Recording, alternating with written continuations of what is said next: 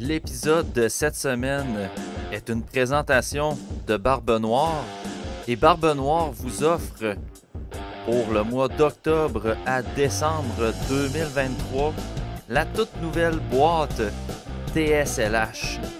Donc dans la boîte TSLH, vous allez trouver l'étendue de leur trésor, leurs produits exceptionnels de Barbe Noire.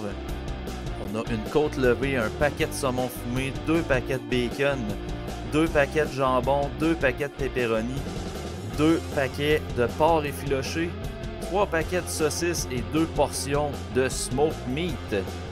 Fais tes réserves pour le temps des fêtes qui approche rapidement avec la boîte TSLH. Visitez le site web à barbenoire.com dans la section Nos trésors. Donc, allez visiter le site pour consulter les produits et pour acheter votre boîte TSLH. Les membres Patreon ont accès à un code promo pour la livraison gratuite. Donc, si vous voulez avoir la livraison gratuite et que vous voulez avoir par le fait même du contenu exclusif et les épisodes d'avance, ben abonnez-vous au Patreon de TSLH au patreon.com/TSLH podcast. L'épisode est aussi une présentation de e-box. Donc, si vous utilisez le code promo PM1736, vous obtenez un 25$ de rabais sur votre facture mensuelle avec e-box. Cette semaine, on reçoit Jessica Lemay de toutsurlehockey.com, rédactrice attitrée à la couverture du Rocket de Laval. Donc évidemment, on va parler du club école des Canadiens de Montréal, du début de saison à Laval. On va parler aussi de Laval avec Pascal, qui est de retour cette semaine sur le podcast. On va parler aussi de la blessure de Kirby Dach au sein des Canadiens de Montréal. Puis on va conclure avec une petite chronique sur nos observations pour le repêchage 2024. Je vous invite également à vous abonner à l'infolettre TSLH. Donc visitez le site web de Tout sur le hockey pour vous abonner à l'infolettre. Avec les réseaux sociaux présentement, c'est difficile de recevoir tous les articles que vous désirez consulter, surtout sur le hockey, en raison des algorithmes. Donc, allez à la source directement par le site web de toutsurlehockey.com ou par l'infolette de TSLH. Donc, merci beaucoup et bon épisode.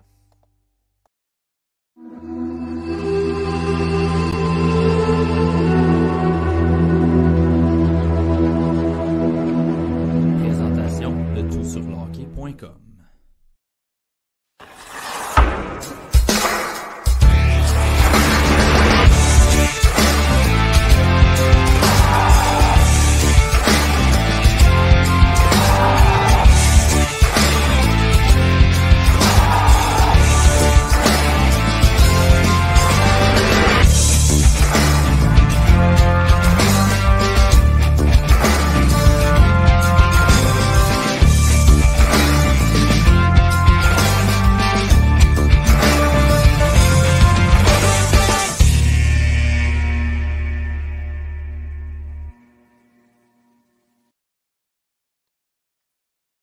Le Rocket de Laval a débuté sa saison récemment le 13 octobre et aujourd'hui dans l'épisode du TSLH podcast, je m'entretiens avec ma collègue Jessica Lemay de TSLH, rédactrice attitrée à la couverture du Rocket de Laval. Jess, comment ça va aujourd'hui?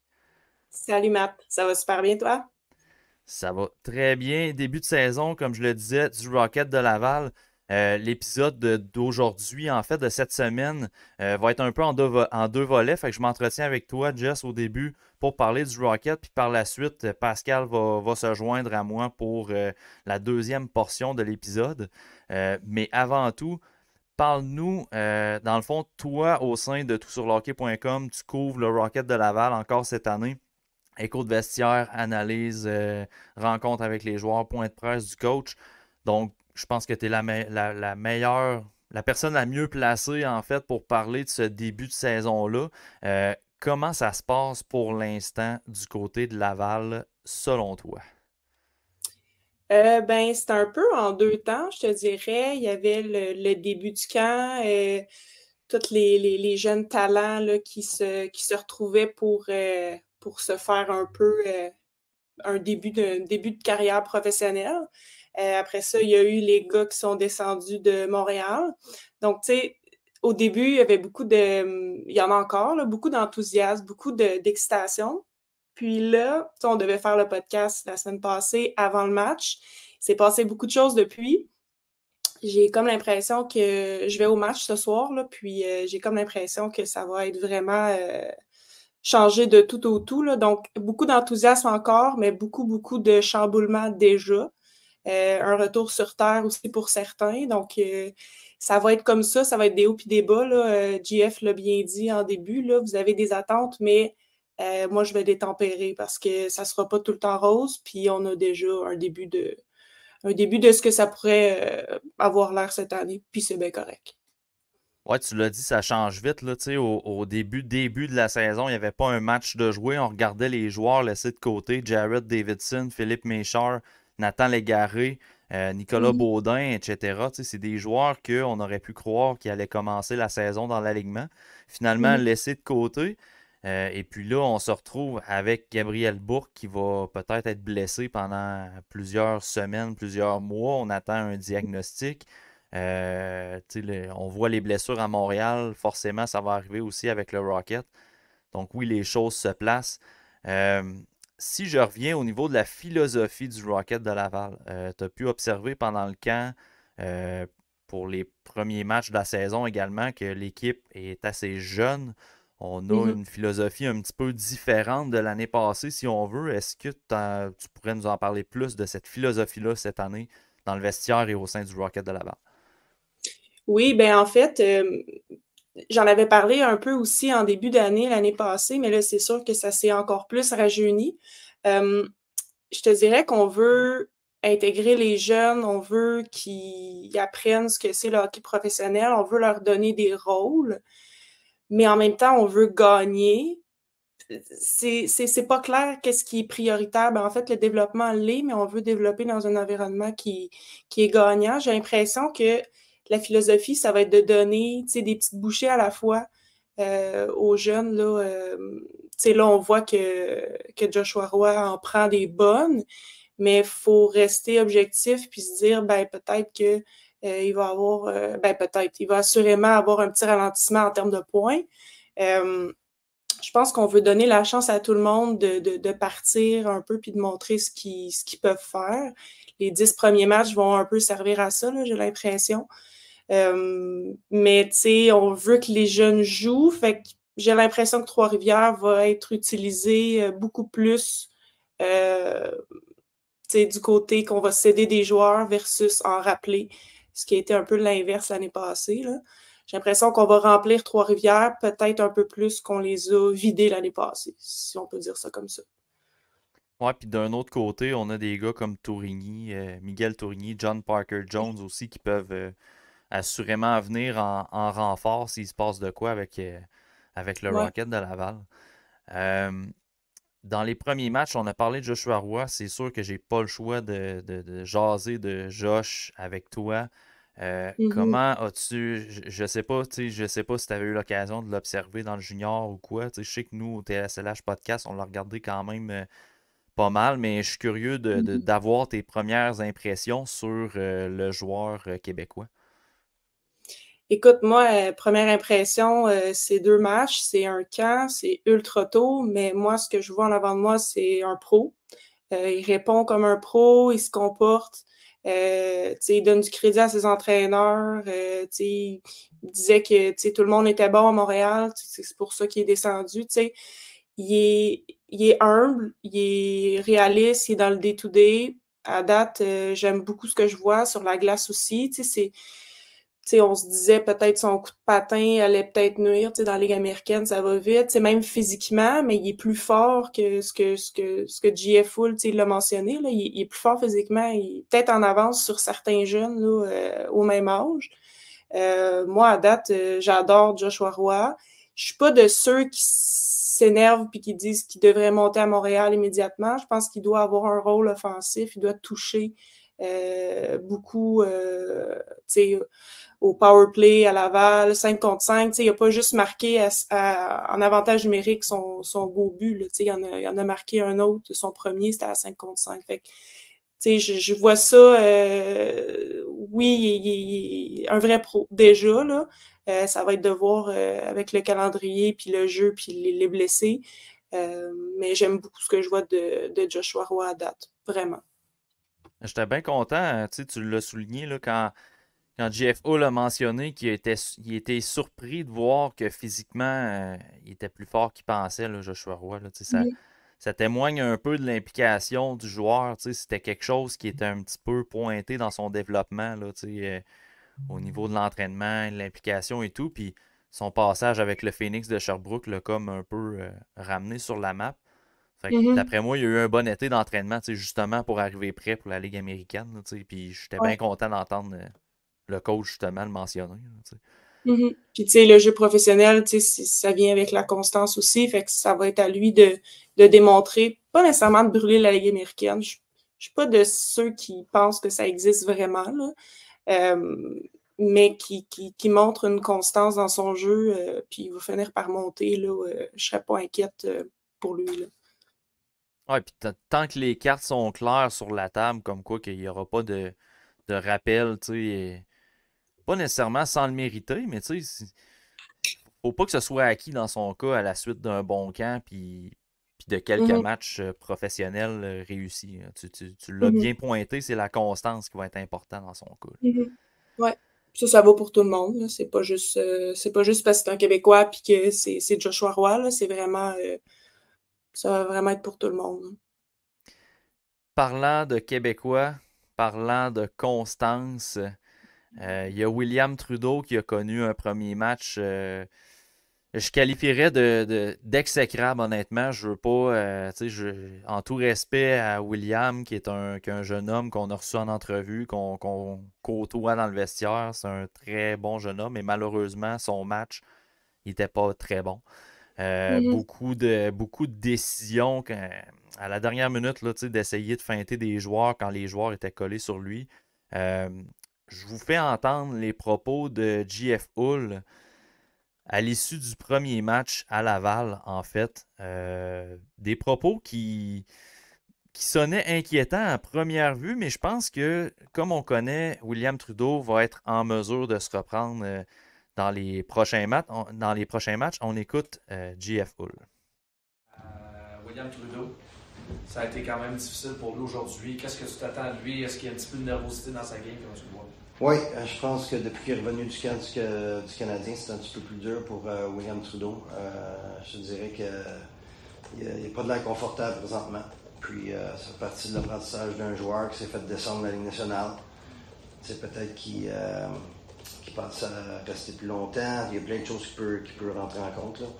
Mais il a besoin d'être meilleur que ça. Je pense qu'on sait tout qu'il est capable d'être mieux que ça. Okay.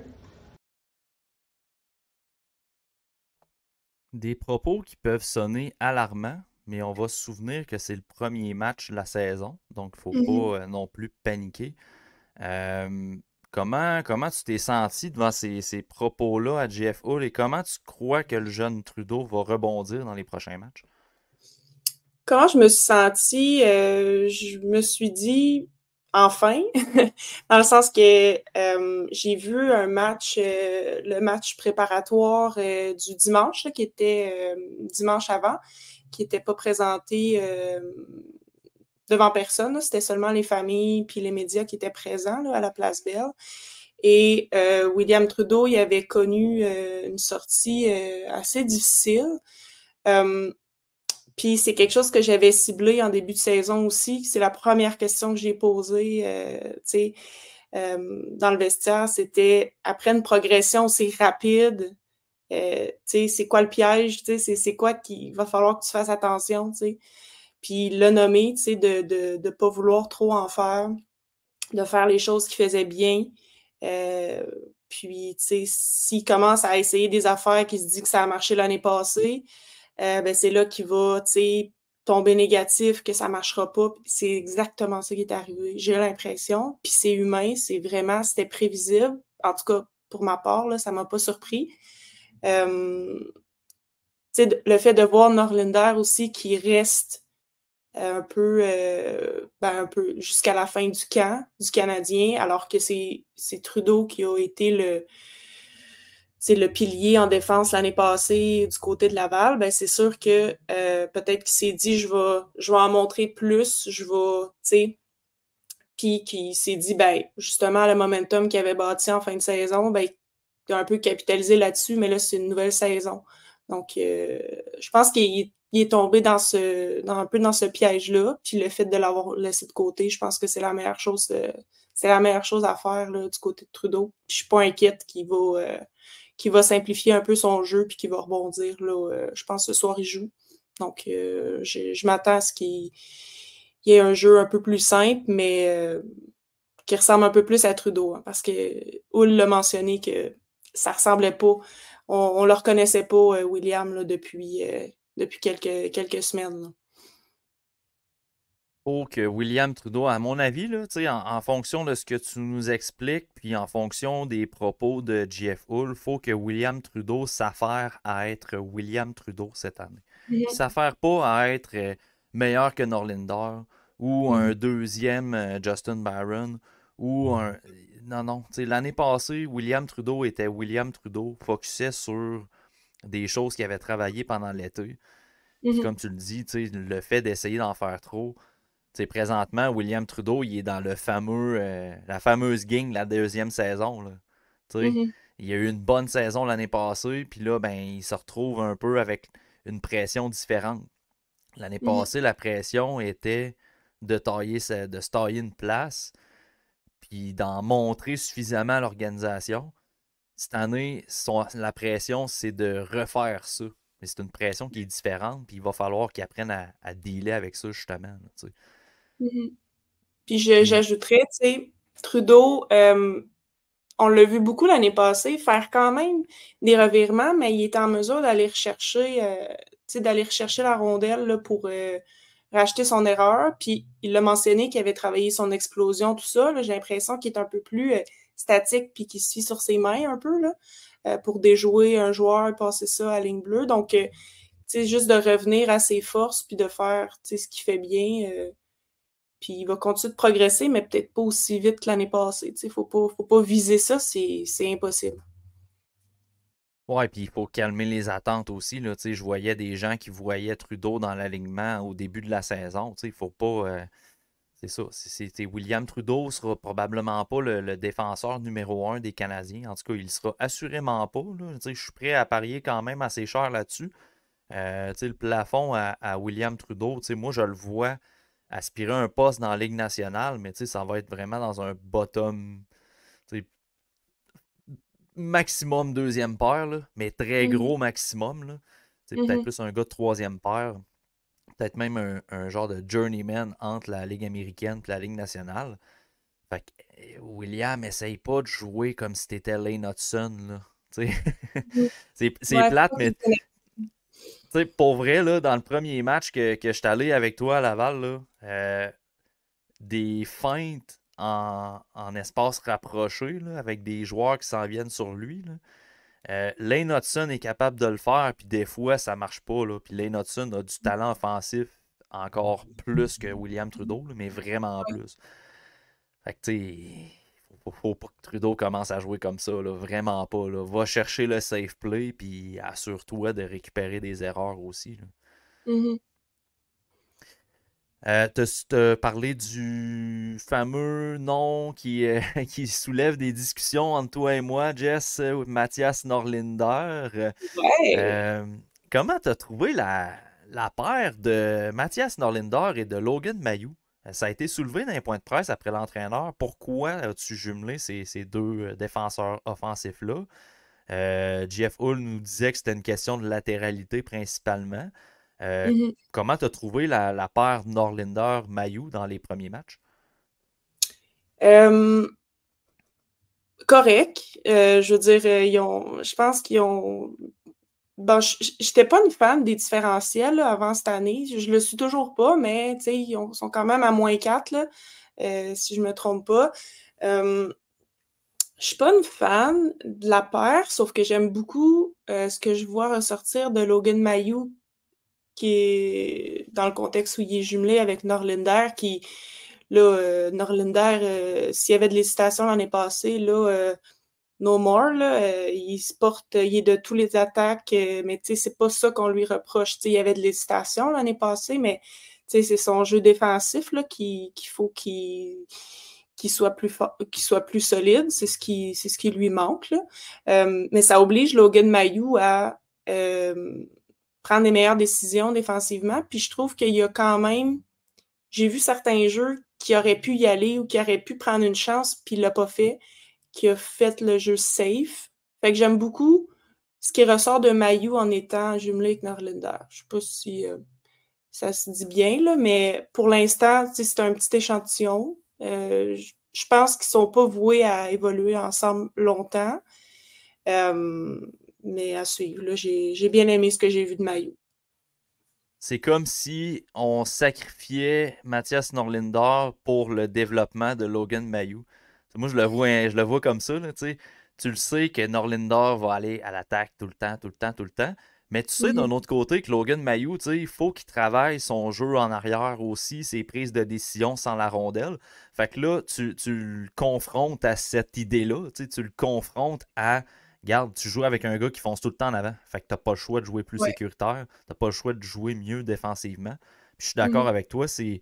Moi, c'est des belles choses que j'ai vues de Mailloux. C'est pas un espoir que j'ai observé une trentaine de fois depuis sa sélection. Mais quand même, tu sais, j'ai pu le voir aller assez dans OHL pour comprendre que défensivement, c'est vraiment pas le meilleur. Puis sa Mhm. force, c'est vraiment de se porter à l'attaque. J'ai trouvé qu'il comprenait bien les situations de couverture en arrière quand Norlinder allait vers l'avant. Fait que Mhm. c'est ça, j'ai l'impression que c'est comme si on sacrifiait un peu Norlinder pour le bien du développement de Logan Mailloux, puis j'haïs pas ça, là, Mhm. honnêtement. Là. Ouais. Puis, petit ajout sur Mailloux. On parlait d'attitude professionnelle avec Joshua Roy tantôt. Je le vois un peu en Mailloux aussi. On dirait que il est conscient de ce qu'il a travaillé, puis il veut pas nécessairement flasher, tu sais, il veut pas nécessairement, il va pas pour le jeu spectaculaire, ou tu sais, on dirait qu'il y a vraiment un minding de développement, il est vraiment dans le day-to-day, puis tu sais, la soirée où, je pense que t'étais là, c'est la première, tu sais, qui s'est battu, tout ça, tu sais, pas grand-chose qui l'énervait, là. Il était dans le vestiaire, puis il était comme, ben, faut qu'on joue 60 minutes, là. Tu sais, ça n'a pas de sens. Tu sais, faut vraiment qu'on joue un match complet, être constant. Fait que, tu sais, il m'a l'air centré sur la tâche, ce qui est bien, là. Doit bien savoir ce qu'il a à faire, là, pour la suite, là. C'est un bel espoir quand même, là. Fait que c'est bon à entendre, là, tôt comme ça. Puis je nous trouve chanceux, Jess, de pouvoir tu sais, couvrir justement les échos de vestiaire du Rocket parce que, tu sais, on a entendu de Logan Mailloux des choses, tu sais, des rumeurs. Il y a eu des rumeurs, il y a eu des prises de position dans les deux extrêmes, on le sait, en raison de ce qui s'est passé à son année repêchage. Fait que, tu sais, je ne reviendrai pas là-dedans, mais moi, la perception que j'ai eue de Logan Mailloux, c'est comme tu le rapportes, c'est que c'est un gars professionnel. Ça doit être tough là. Pour Logan Mailloux, là, présentement, là, au match d'ouverture, je ne sais pas par après si c'était la même chose, mais au match d'ouverture, il y avait peut-être une dizaine, une douzaine de journalistes qui étaient là dans le vestiaire. Ouais. Puis Logan Mailloux n'est pas intimidé de ça. J'ai trouvé qu'il y avait une belle prestance aussi. Moi, je l'ai vu dans le junior après des combats, exemple, un peu narguer la foule puis jouer les baveux et tout. Mhm. C'est pas ce que j'ai vu au match d'ouverture après son combat. Il a fait ce qu'il avait à faire. C'est ce qu'il nous a dit après la rencontre. Il a dit qu'il va toujours se dresser pour ses coéquipiers et pour lui-même s'il fallait qu'il le fasse. Puis ça, il a Mhm. pas monté à la tête non plus. Euh, Fait que ça, j'ai quand même aimé ça, tu sais, devant 10 12 journalistes, là, on s'entend que dans la situation que Logan Mailloux est présentement, en raison du passé quand même assez proche, Mhm. le jeune, il doit peser ses mots pas mal là, devant les médias, mais j'ai pas senti nécessairement que c'était forcé là, la façon qu'il s'exprimait. Puis tu sais, j'ai apprécié le respect aussi. Tu sais, il s'est fait poser des questions en français, puis oui, il Mhm. répondait en anglais, mais tu sais, c'est un gars qui comprend bien pareil. Puis tu sais, en tout cas, j'ai un bon feeling pour la personne qui se dresse devant moi, mais tu sais, c'est vraiment une perception d'écho de vestiaire devant les Mhm. journalistes et tout. Là, tu sais, je veux même pas aborder sa vie privée, ça me regarde pas, puis tu sais, Mhm. on sait ce qui s'est passé et tout. Là. Ouais. Mais, puis tu sais, sur le plan hockey, je pense que Logan Mailloux est à la bonne place dans la Ligue américaine. On l'a dit souvent aussi en début d'année. Là, t'sais, moi, je pense qu'il pourrait même passer la saison là au complet là, à Laval là, cette année. Ouais, tu sais, versus, tu sais, on oublie, là, mais Justin Barron, il est pas vieux, là, puis en ce moment, bon, ça durera pas, là, mais tu sais, il réchauffe le banc, là, à Montréal. Tu sais, je comprends le côté de, tu sais, côtoyer des professionnels, faire un peu plus d'argent, mais, tu sais, c'est sûr que moi, Mailloux, j'aime mieux l'avoir, tu sais, dans la Ligue américaine, est-ce qu'il joue beaucoup de minutes? Bon, on a un peu trop de monde, mais là, ça va changer, là, avec Goulet, on sait pas trop, donc ça va être à voir, là, mm. Exact. Jakub Dobush, notre petit Dobie, Jess, Ouais! était pas mal décevant au match d'ouverture, on va se le dire. Là. Tu sais, Mhm. c'était un avis partagé d'ailleurs. Hein. Je sais pas si t'écoutais un petit peu avant que Jeff Hull se présente à son point de presse, puis tu sais, sa galerie aussi, mais il y en a qui Mhm. disaient que c'était pas tant de sa faute. Moi, personnellement, pour l'avoir observé pas loin de 20 fois là, avant qu'il arrive dans la Ligue américaine, je trouvais que son match était très, très, très ordinaire, là, pour vrai. Mhm. Comment t'as trouvé le match de Jacob Dobus? Je sais que tu l'as observé aussi avant le début de la saison. Ouais, ben, honnêtement, tu sais, c'est un gardien de but qui joue avec beaucoup d'agressivité, de momentum, puis j'ai l'impression que les broken plays, la Ligue américaine, ça va être difficile pour lui. Tu sais, il va falloir s'adapter. Quand il est statique, tu sais, il y avait peut-être un peu de nervosité aussi. Beaucoup de gens, tu sais, c'est quelqu'un qui a beaucoup d'énergie. Fait que comment gérer ça, tu sais, à quel point tes vieux réflexes reviennent, soit être plus profond dans ton net, être plus, tu sais, rapide sur tes genoux, tu sais. Je pense qu'il n'a pas été chanceux, mais il n'a pas été exécrable. Je veux dire, il n'a pas été efficace, là, on s'entend, là. Mais je m'attends à beaucoup mieux, là, c'est certain. Puis, tu sais, je pense qu'on travaille certaines choses là, avec lui, tu sais, à l'entraînement pour adapter un peu à, tu sais, le chaos de la Ligue américaine, là, parce que c'est très, très chaotique, surtout, tu sais, en défensive à Laval, là, il y a beaucoup, beaucoup de revirements là, en début de saison. Fait que c'est juste de comme, tu sais, prendre un certain momentum dans ce genre de match-là. Ça va être à voir. Tu sais, là, on va voir Straussman ce soir. C'est lui qui obtient le départ. Fait que Dobesch, ça va être un work in progress. Il y a beaucoup, beaucoup d'atouts, mais il y a aussi, tu sais, des choses à travailler. C'est pas facile, là. Tu sais, là, les gens, ils commencent à comprendre que Primo, il faisait peut-être pas un si mauvais travail que ça. Donc, tu sais, c'est pas une ligue facile là, pour les gardiens de but. Donc, mais j'aime beaucoup Dobesch, j'aime beaucoup tu sais, ce qu'il dégage, son style à l'entraînement, super combatif. Ça va être un bon gardien, ça, pour le Rocket cette année.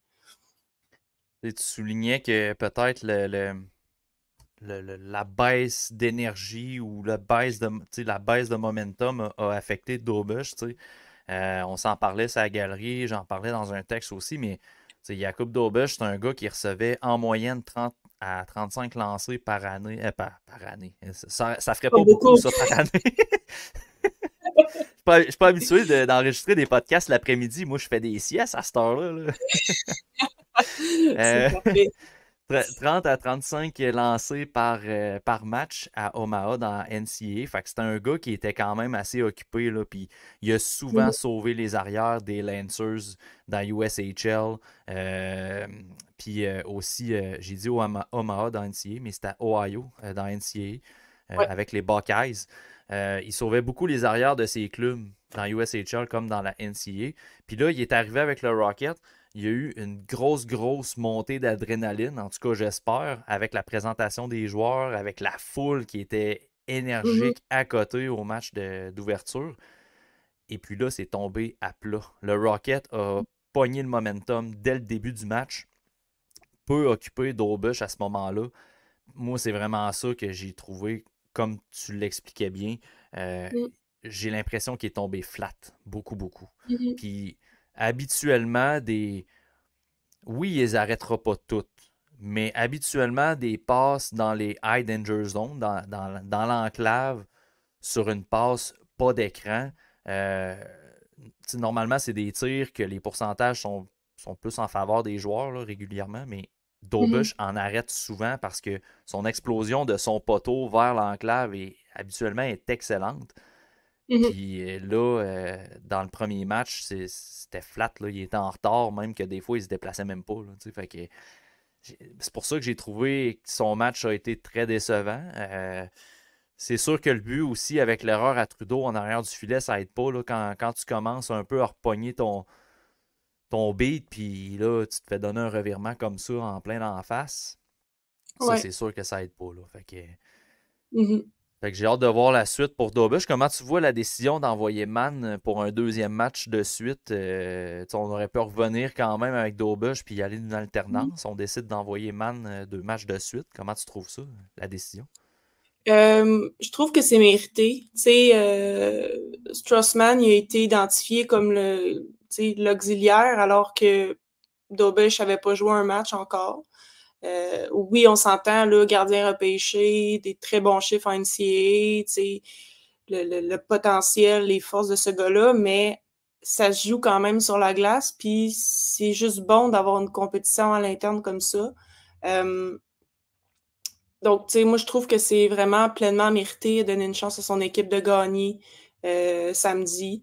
On a passé super proche, égalisé, il restait plus de temps au cadran, mais tu sais, je pense que Mann mérite. Je regardais la cédule. Rocket rejoue vendredi et samedi. Vendredi à Laval, samedi à Belleville. Fait que, tu sais, je verrais peut-être Mann rejouer, tu sais, le samedi.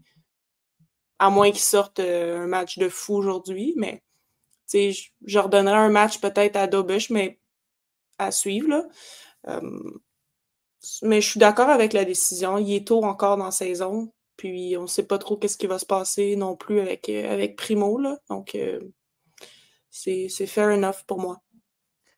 C'était dans le camp du Rocket que tu avais posé une question sur les gardiens de but, Jess, à GF Hull. On a passé l'extrait dans le plus récent podcast. Ça disait en fait que si Primo arrive dans la Ligue américaine, ça va donner une compétition interne entre Dobush et Primo. Puis c'est une situation qui n'a pas été nécessairement vue encore avec le Rocket parce qu'on avait Kevin Poulin, on avait des vétérans. Primo était plus accompagné d'un vétéran versus un gars qui est dans la même chaise, là, qui se bat pour un poste éventuellement au sein du CH.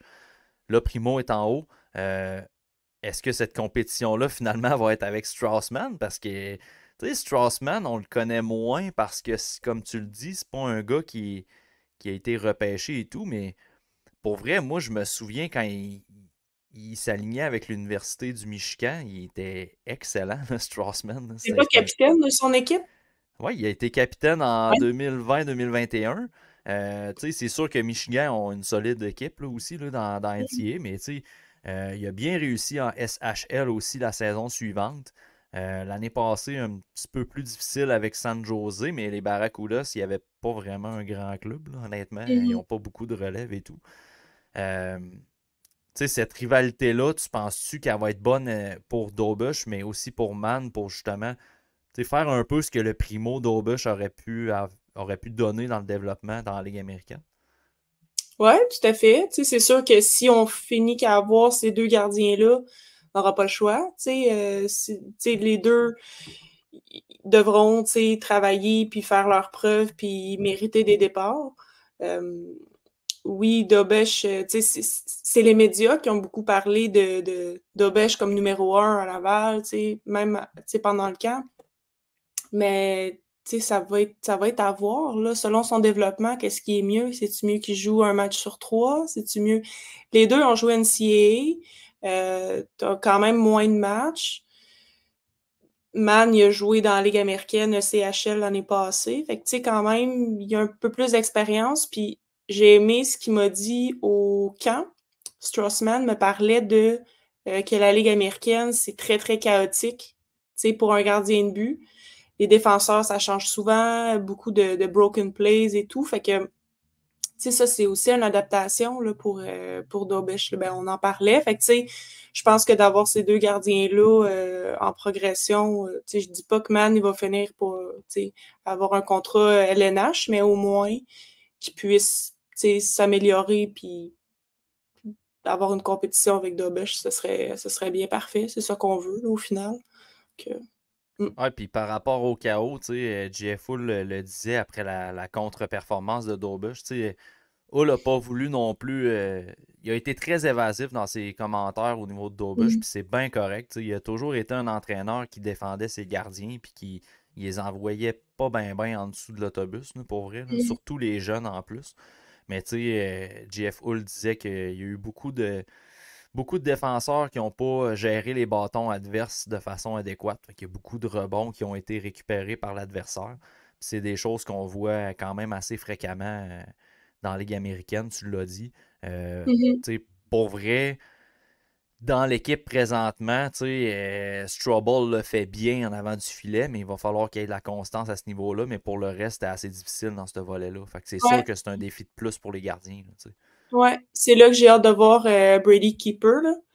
J'ai l'air d'avoir un gros hype dessus là, depuis le début, mais honnêtement, je trouve qu'il peut vraiment solidifier, s'il joue dans ce qui est dans quoi il est bon. C'est vraiment un défenseur défensif. À la limite de l'obstruction, j'ai hâte de voir ça va avoir l'air de quoi. Il a pris 2 pénalités, je crois, au match préparatoire là, du dimanche à Laval. Ça va être à faire attention là, parce qu'on n'est pas pire à date. C'est pas comme à Montréal. Là. On n'est pas pire à Laval côté discipline, je trouve, mais c'est juste 2 matchs. Mais ça a été vraiment problématique, ça, l'année passée. Fait que on verra s'il peut faire un peu le ménage autour du filet. Là. Ça, c'est sûr que ça va aider les gardiens de but, assurément. Dernière question, Jess. Je peux pas passer à côté du fait que, justement, JF Hull, il en est à sa dernière année de contrat cette année avec le Rocket de Laval.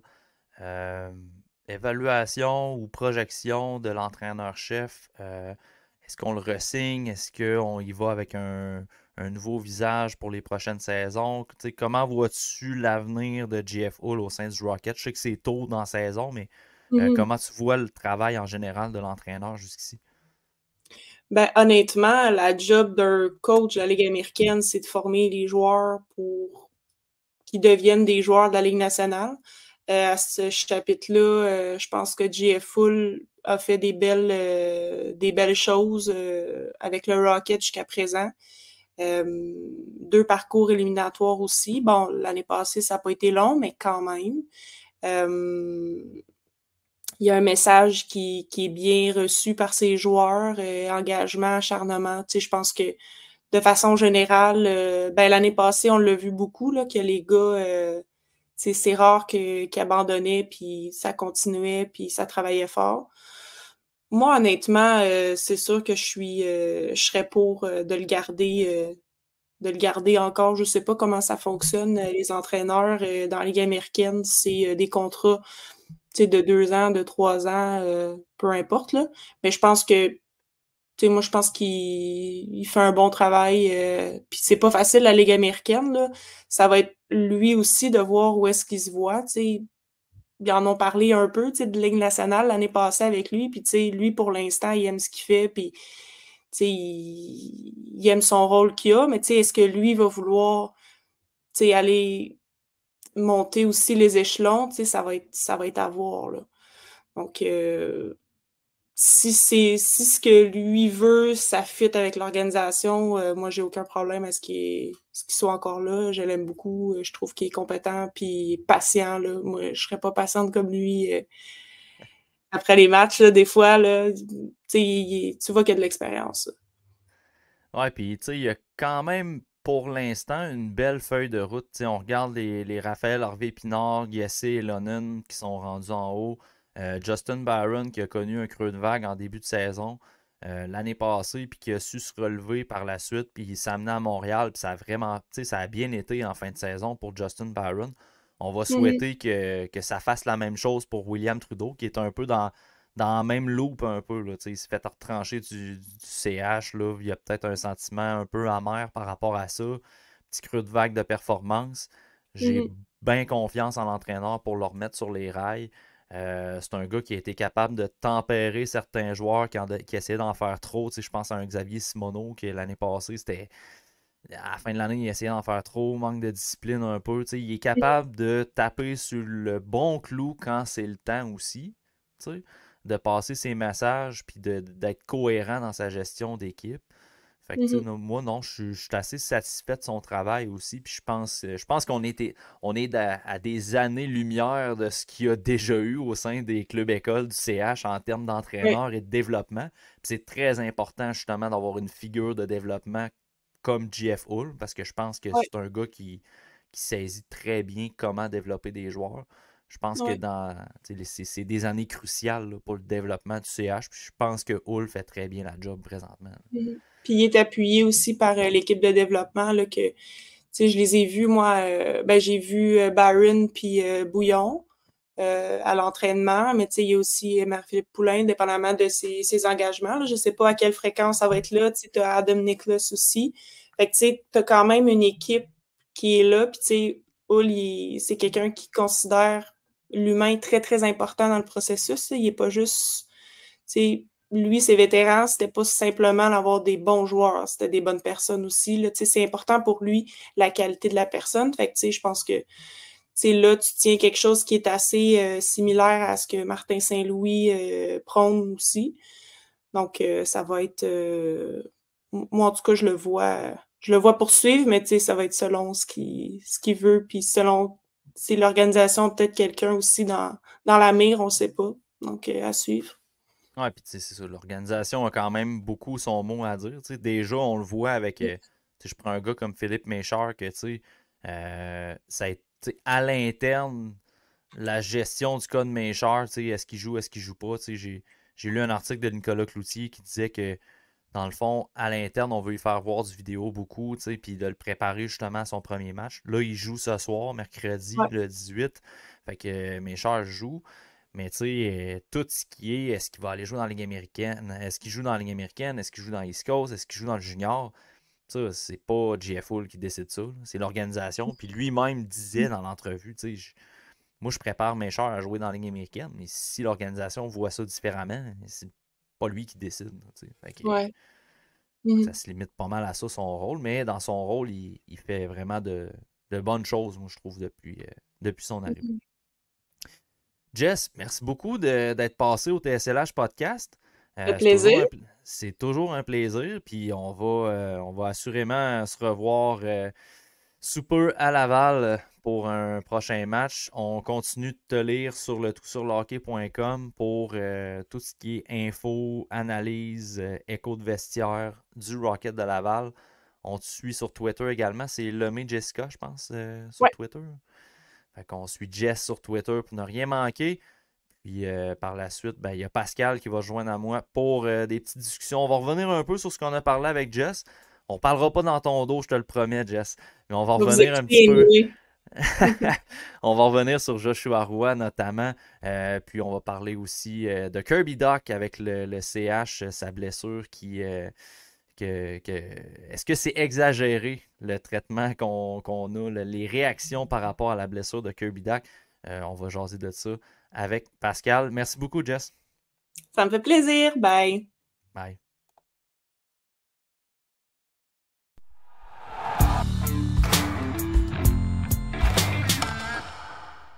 Deuxième partie de l'épisode. Je suis rejoint par Pascal, mon fidèle collaborateur. Ah, c'est ça. Toi, es-tu si fidèle que ça? La semaine passée, C'est j'ai ça, là. entendu dire. C'est pour ça que j'amène le sujet. Tu sais, là, ça fait 2 fois que je te trompe un peu. Tu sais, Que je tu m'en vais papillotes. chercher Seb, je m'en vais chercher Jess. Mais bon, je suis Écoute, content de te revoir avec moi, Pascal. Tu me bitrompes.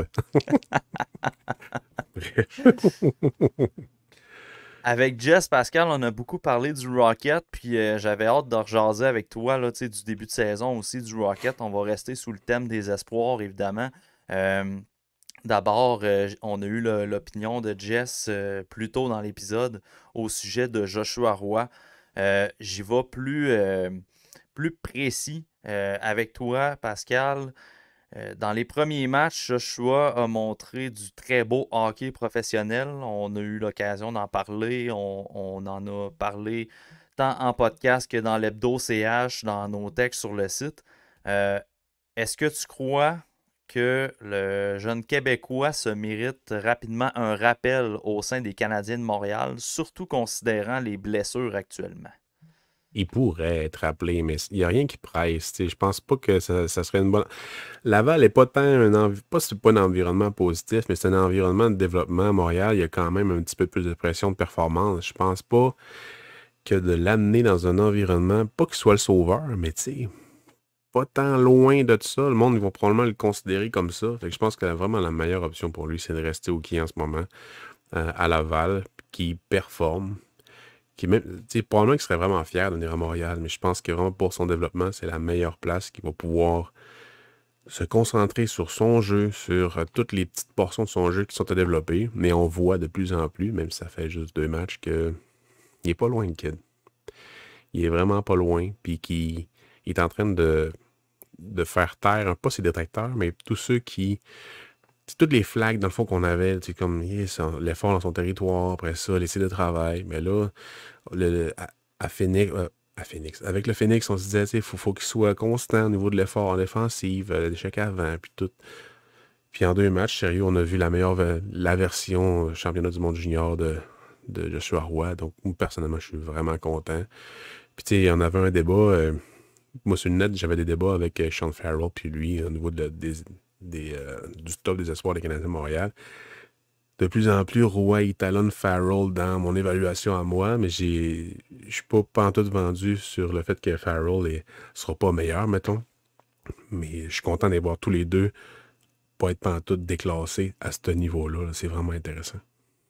Sean Farrell, on n'en a pas nécessairement parlé avec Jess, mais c'est un gars qu'on a observé beaucoup dans la NCAA. Puis moi, personnellement, ce que j'ai vu de Farrell dans le premier match m'a un petit peu déçu. Je dirais que c'est pas nécessairement la version de Sean Farrell qu'on a appréciée dans les dernières années. On a souvent vanté les capacités à Farrell en entrée de zone, être capable d'aller installer le jeu dans la zone ennemie et ses batailles le long de la bande. On a souvent trouvé que c'était un gars qui luttait bien pour la POC, même s'il a un gabarit désavantageux, disons. Là, je dirais que dans le premier match, Sean Farrell, ça a été un petit peu difficile à ce niveau-là. Je trouvais vraiment qu'il avait tendance à dépasser le porteur quand il arrivait à la bande. J'ai de la misère un peu à l'illustrer, mais imaginez-vous le joueur adverse qui est le long de la bande statique avec la rondelle.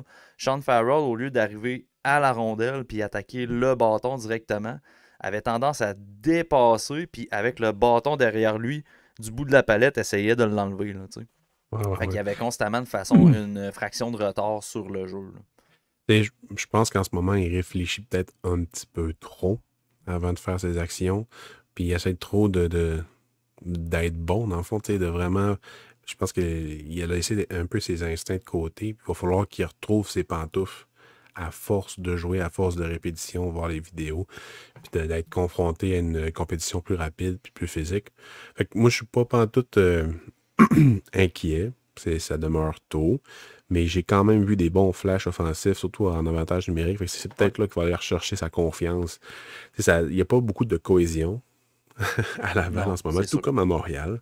Mais je trouve que les gars sont quand même travaillants. T'sais, ils ne travaillent pas nécessairement tout le temps de la bonne façon, mais je trouve quand même qu'il n'y a pas de chiffre ou de frustration, comparativement, mettons, aux Canadiens, contre, contre qui ils ont joué hier déjà? Contre Contre Minnesota. Minnesota. Oh, Yes. ils travaillaient tellement mal, mais au moins à Laval, tu vois qu'ils achètent le plan, ils travaillent bien, il n'y a pas de frustration, c'est juste du manque d'expérience. Fait que je pense que Farrell va juste grandir avec ce noyau-là, puis on va voir pas mal plus de réponses à nos questions après Noël ou après plusieurs répétitions. Là. Mais c'est clair dans ma tête qu'il a sa place dans le top 9, dans le top 6 à Laval, mais que Joshua Roy a vraiment sa place sur le premier trio. Ça, c'est sûr et certain. Il est en avance sur Farrell à ce moment-ci de l'année au niveau professionnel. Puis, tu sais, pour conclure avec Roy, moi, je suis d'avis aussi qu'il doit rester à Laval. Il doit se développer avec le noyau actuel à Laval et non le noyau qui est en haut. Ça viendra de jouer avec le noyau en haut, mais pour l'instant, je pense que grandir professionnellement, c'est à Laval que ça se passe. On s'entend, le CH n'aura pas une grande saison. Là. On ne doit pas s'attendre à une très grande saison du côté du Canadien. Non. Laval, ça va peut-être être difficile. Tu sais, je regarde le score présentement. On est le 18 octobre. Le Rocket joue contre les Hammers de Rochester. C'est 4-1 en début de deuxième pour On Rochester. scorait encore. Le Lui qui a seul but c'est le marqué, goal. c'est le goaler qui l'a marqué. Fait que là, c'est ça. C'est difficile en début de saison pour le Rocket. On s'en attendait, évidemment. Fait que tu sais, je comprends l'argument. Ah, mais Joshua Roy, il va se développer dans une équipe qui va perdre toute l'année. Ouais, mais tu sais, à Montréal, ça va être ça aussi quand même. Là, tu Ouais, sais. ce petit Saint-Louis, il va falloir qu'il commence à couper son banc, à punir un peu les jeux. Pas punir, mais tu sais, le positif, là, des fois, après les entrevues, je trouve qu'on s'est bien battu. Non, hier, là, tu voyais qu'il était en sacrement. Les gars ont été indisciplinés. Il a vraiment focusé son entrevue là-dessus. La conférence de presse après-match, il a vraiment focusé là-dessus, mais tu voyais qu'il était frustré, les gars. Tu voyais qu'il travaillait mal. Puis ça, il en parle pas, mais tu sais, il va falloir lui m'amener qu'il soit un peu plus imputable. Puis ben, ça va venir, mais je pense pas que c'est le bon moment pour Roy de venir, même si on focus sur le développement à Montréal. Je pense vraiment plus que Laval. C'est comme on dit, là, c'est vraiment la place. Puis tu sais, quand on regarde l'état du Canadien, tu sais, là, on parle beaucoup de Roy en tant que tel, puis la situation avec le Rocket, mais là, quand on regarde la situation avec le Canadien, tu sais, Roy, c'est un gars qu'il faut que tu insères au moins dans tes 3 premiers trios, là, tu sais. Est-ce que tu vas tasser un Gallagher ou un Pearson qui avance pas? Ça, je suis d'avis qui avance pas, sont excessivement lents. Ça Pearson reste a un des... impact un peu plus important que Gallagher. Là. Oui, mais tu sais, ça reste des vétérans pareils, tu sais. Fait que tu Ouais. vas-tu les tasser pour donner la place à un kid qui mérite quand même sa chance, mais après 2 matchs? Tu sais, fait que c'est quoi le message que tu envoies? Joue-moi 2 matchs, puis on t'envoie directement sur le top 6 ou sur le 3e trio, il n'y a pas de trouble. Puis là, ben, tu sais, je voyais dans les discussions, ah, mais qu'on amène Roy avec Suzuki puis Caulfield. Ouais, t'as peu, là. On va mettre Raphaël Harvey-Pinard avant. Oui. Que dans la hiérarchie puis le contexte organisationnel, c'est bien plus logique d'envoyer Raphaël Harvey-Pinard sur un premier trio que Joshua Roy qui a très bien joué, mais qui a très bien joué 2 matchs puis qui a connu un Ouais. bon camp. Tu sais, à un moment Ouais, donné, puis il faut comme tempérer un peu, là. Puis Suzuki, il n'y a pas un début de saison tant hot, là. Tu sais, moi, je l'adore, Suzuki. Toi aussi, tu l'adores, mais son début de saison est atroce. Puis Caulfield, c'est pas mieux, là. Caulfield, ça va pas super bien avec lui. C'est vraiment Dak qui était meilleur dans les premiers matchs. Puis, fait que de mettre Roy à cette place-là, pour comme leur donner une bougie d'allumage, je pense vraiment pas que c'est une bonne idée de le mettre dans ce contexte-là. Tu sais. C'est bien mieux de le mettre sur un 3e trio pour commencer. Avec, là, c'est sûr, Doc est plus là, mais tu sais, avec New York, Monahan pour voir. Mais là, tu mènes trop de vétérans, ça va faire des conflits. Fait que non, laisse ça de même. Puis, sauf si t'es vraiment obligé à cause des blessures, attends au moins en janvier ou en février ou à deadline pour lui donner 10 matchs à la fin de la saison. Tu sais, ça presse tellement pas. Là. Non, c'est ça. Exact. C'est rien contre le jeune. C'est juste que Ah non. qu'on soit patient, là. Tu sais, des gars comme Michael Pezzetta, ils servent à ça, là. De remplir un maillot sur la 4e ligne puis pour permettre aux autres joueurs de monter dans la ligne. Ça sert à ça, Nolan- des gars comme ça. Norlinda, ça sert à ça. Stephen, ça sert à ça. Ils Ulonen, vont ça rappeler sert à Armia, à ça. la limite. Là. Ben oui, c'est ça, exactement. C'est lui, en fait, qui va être rappelé éventuellement. Ben, Surtout c'est avec ça. Dak qui est plus là, puis qui est plus sa masse salariale. Ça va probablement aider à rentrer Armia éventuellement. Ouais, avec tout l'espace qu'on a, effectivement, il y a de la place pour Armia, qu'on l'aime ou qu'on l'aime pas. Ça reste un gars que tu vas habiller avant. C'est un gars qui te permet de pas rusher un jeune. C'est Exact, carrément c'est ça. un tampon. Exact. C'est une serviette hygiénique. Il y a Usé. beaucoup de gags à faire là-dessus, mais on va s'abstenir. C'est chiant. Je l'aimais beaucoup à son repêchage, mais on peut dire que son développement est un peu spécial. Mais veut Ouais. pas, c'est un gars LNH. C'est pas un gars de l'américaine, c'est juste Non, que c'est ça. son salaire est de la marde. Exact. On parle beaucoup des rappels en offensive, mais Caden Goulet s'est blessé au dernier match. C'est Là, il y sa a 8 cer- semaines. Je voulais pas aller là. Tu m'obliges à aller là. Il y a des rumeurs, fausses rumeurs, vraies rumeurs, peu importe. Là. Il y a un compte Twitter qui a l'inscription d'Uber Prospect dessus, donc on a donné un peu une crédibilité à cette information-là à cause de ça. Ce serait 6 à 8 semaines pour une blessure au poignet. Information qui a été réfutée de toutes parts par Renaud Lavoie. J'entends déjà des gens me dire « Mais Renaud Lavoie, qu'est-ce qu'il en sait? Il ne connaît rien. » Il y a plus de connexion de toi et moi, mettons. Ouais. Puis Exact. même si c'est 6 à 8 semaines, il n'y a aucun diagnostic qui est sorti. C'est ça. Il n'y a aucune information qui est sortie de ça. Fait que comment quelqu'un pourrait avoir cette information-là? Fait que c'est sûr Exact. que c'est absolument faux. Fait que c'est Puis ça. tu sais, quand on regarde le temps que ça a pris pour Kirby Dak pour donner l'information, ce type de blessure-là, j'ai vu passer sur Twitter, puis j'étais d'accord là, par rapport à ça. C'est que le type de blessure au genou que Kirby Dak a eu, il y a de l'inflammation, il y a de l'enflure, fait que c'est dur de donner un diagnostic. Puis ils l'ont comme donné, je pense, 1 ou 2 journées après qu'ils ont dit que ça allait être une blessure significative. Fait que, tu sais, ça n'a pas été long. Fait que pourquoi, là, pour Goulet, tu sais, on cacherait un peu la vérité, tu sais, avant de donner le diagnostic? S'ils n'ont rien donné, c'est parce qu'ils n'ont pas le diagnostic. Ce que je pense. Exactement. Puis, voilà. Fait que Renaud Lavoie a comme réfuté cette information-là en disant qu'il est allé vérifier avec certaines sources. Puis, tu sais, ça, je le crois quand même, là. Je veux dire, même si on peut rire du travail de Renaud Lavoie à l'occasion, je veux dire, il y a des connexions. Fait que c'est sûr qu'il y a des courriels, des textos qui se sont échangés. Plusieurs personnes riaient de cette information-là qui circulait. Bref, c'est juste pour vous informer de c'est quoi les rumeurs présentement. Moi, personnellement, je n'en tiens pas rigueur parce que ça vaut même pour nous autres. T'sais, c'est pas parce qu'on a tout sur le hockey dans notre bio qu'on dirait de la merde sur un réseau social puis ça serait forcément vrai. T'sais. À un moment donné, quand tu sors une info, il faut que tu la double vérifies. Puis si t'es pas sûr, tu sors rien. Parce que là, on parle d'une blessure qui pourrait être sérieuse pour un joueur. Puis finalement, il revient après un match ou deux. Tu viens de dire parce que c'est une info qui va circuler, tu viens de dire à plusieurs personnes qui étaient blessées au poignet, alors que peut-être que c'est pas vrai, peut-être que stratégiquement, on veut pas dévoiler la nature exacte de la blessure. Bref. C'est comme quand Weber s'est blessé, sa carrière était terminée, mais en fin de compte, il est revenu une semaine plus tard. Mais que ça avait fait le tour du web, comme quoi sa carrière était complètement terminée.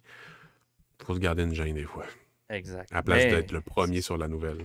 Ouais, c'est ça. C'est tout le temps, c'est un débat sur les réseaux sociaux et il y en a qui se font vraiment un malin plaisir à être les premiers ou à avoir des informations et tout.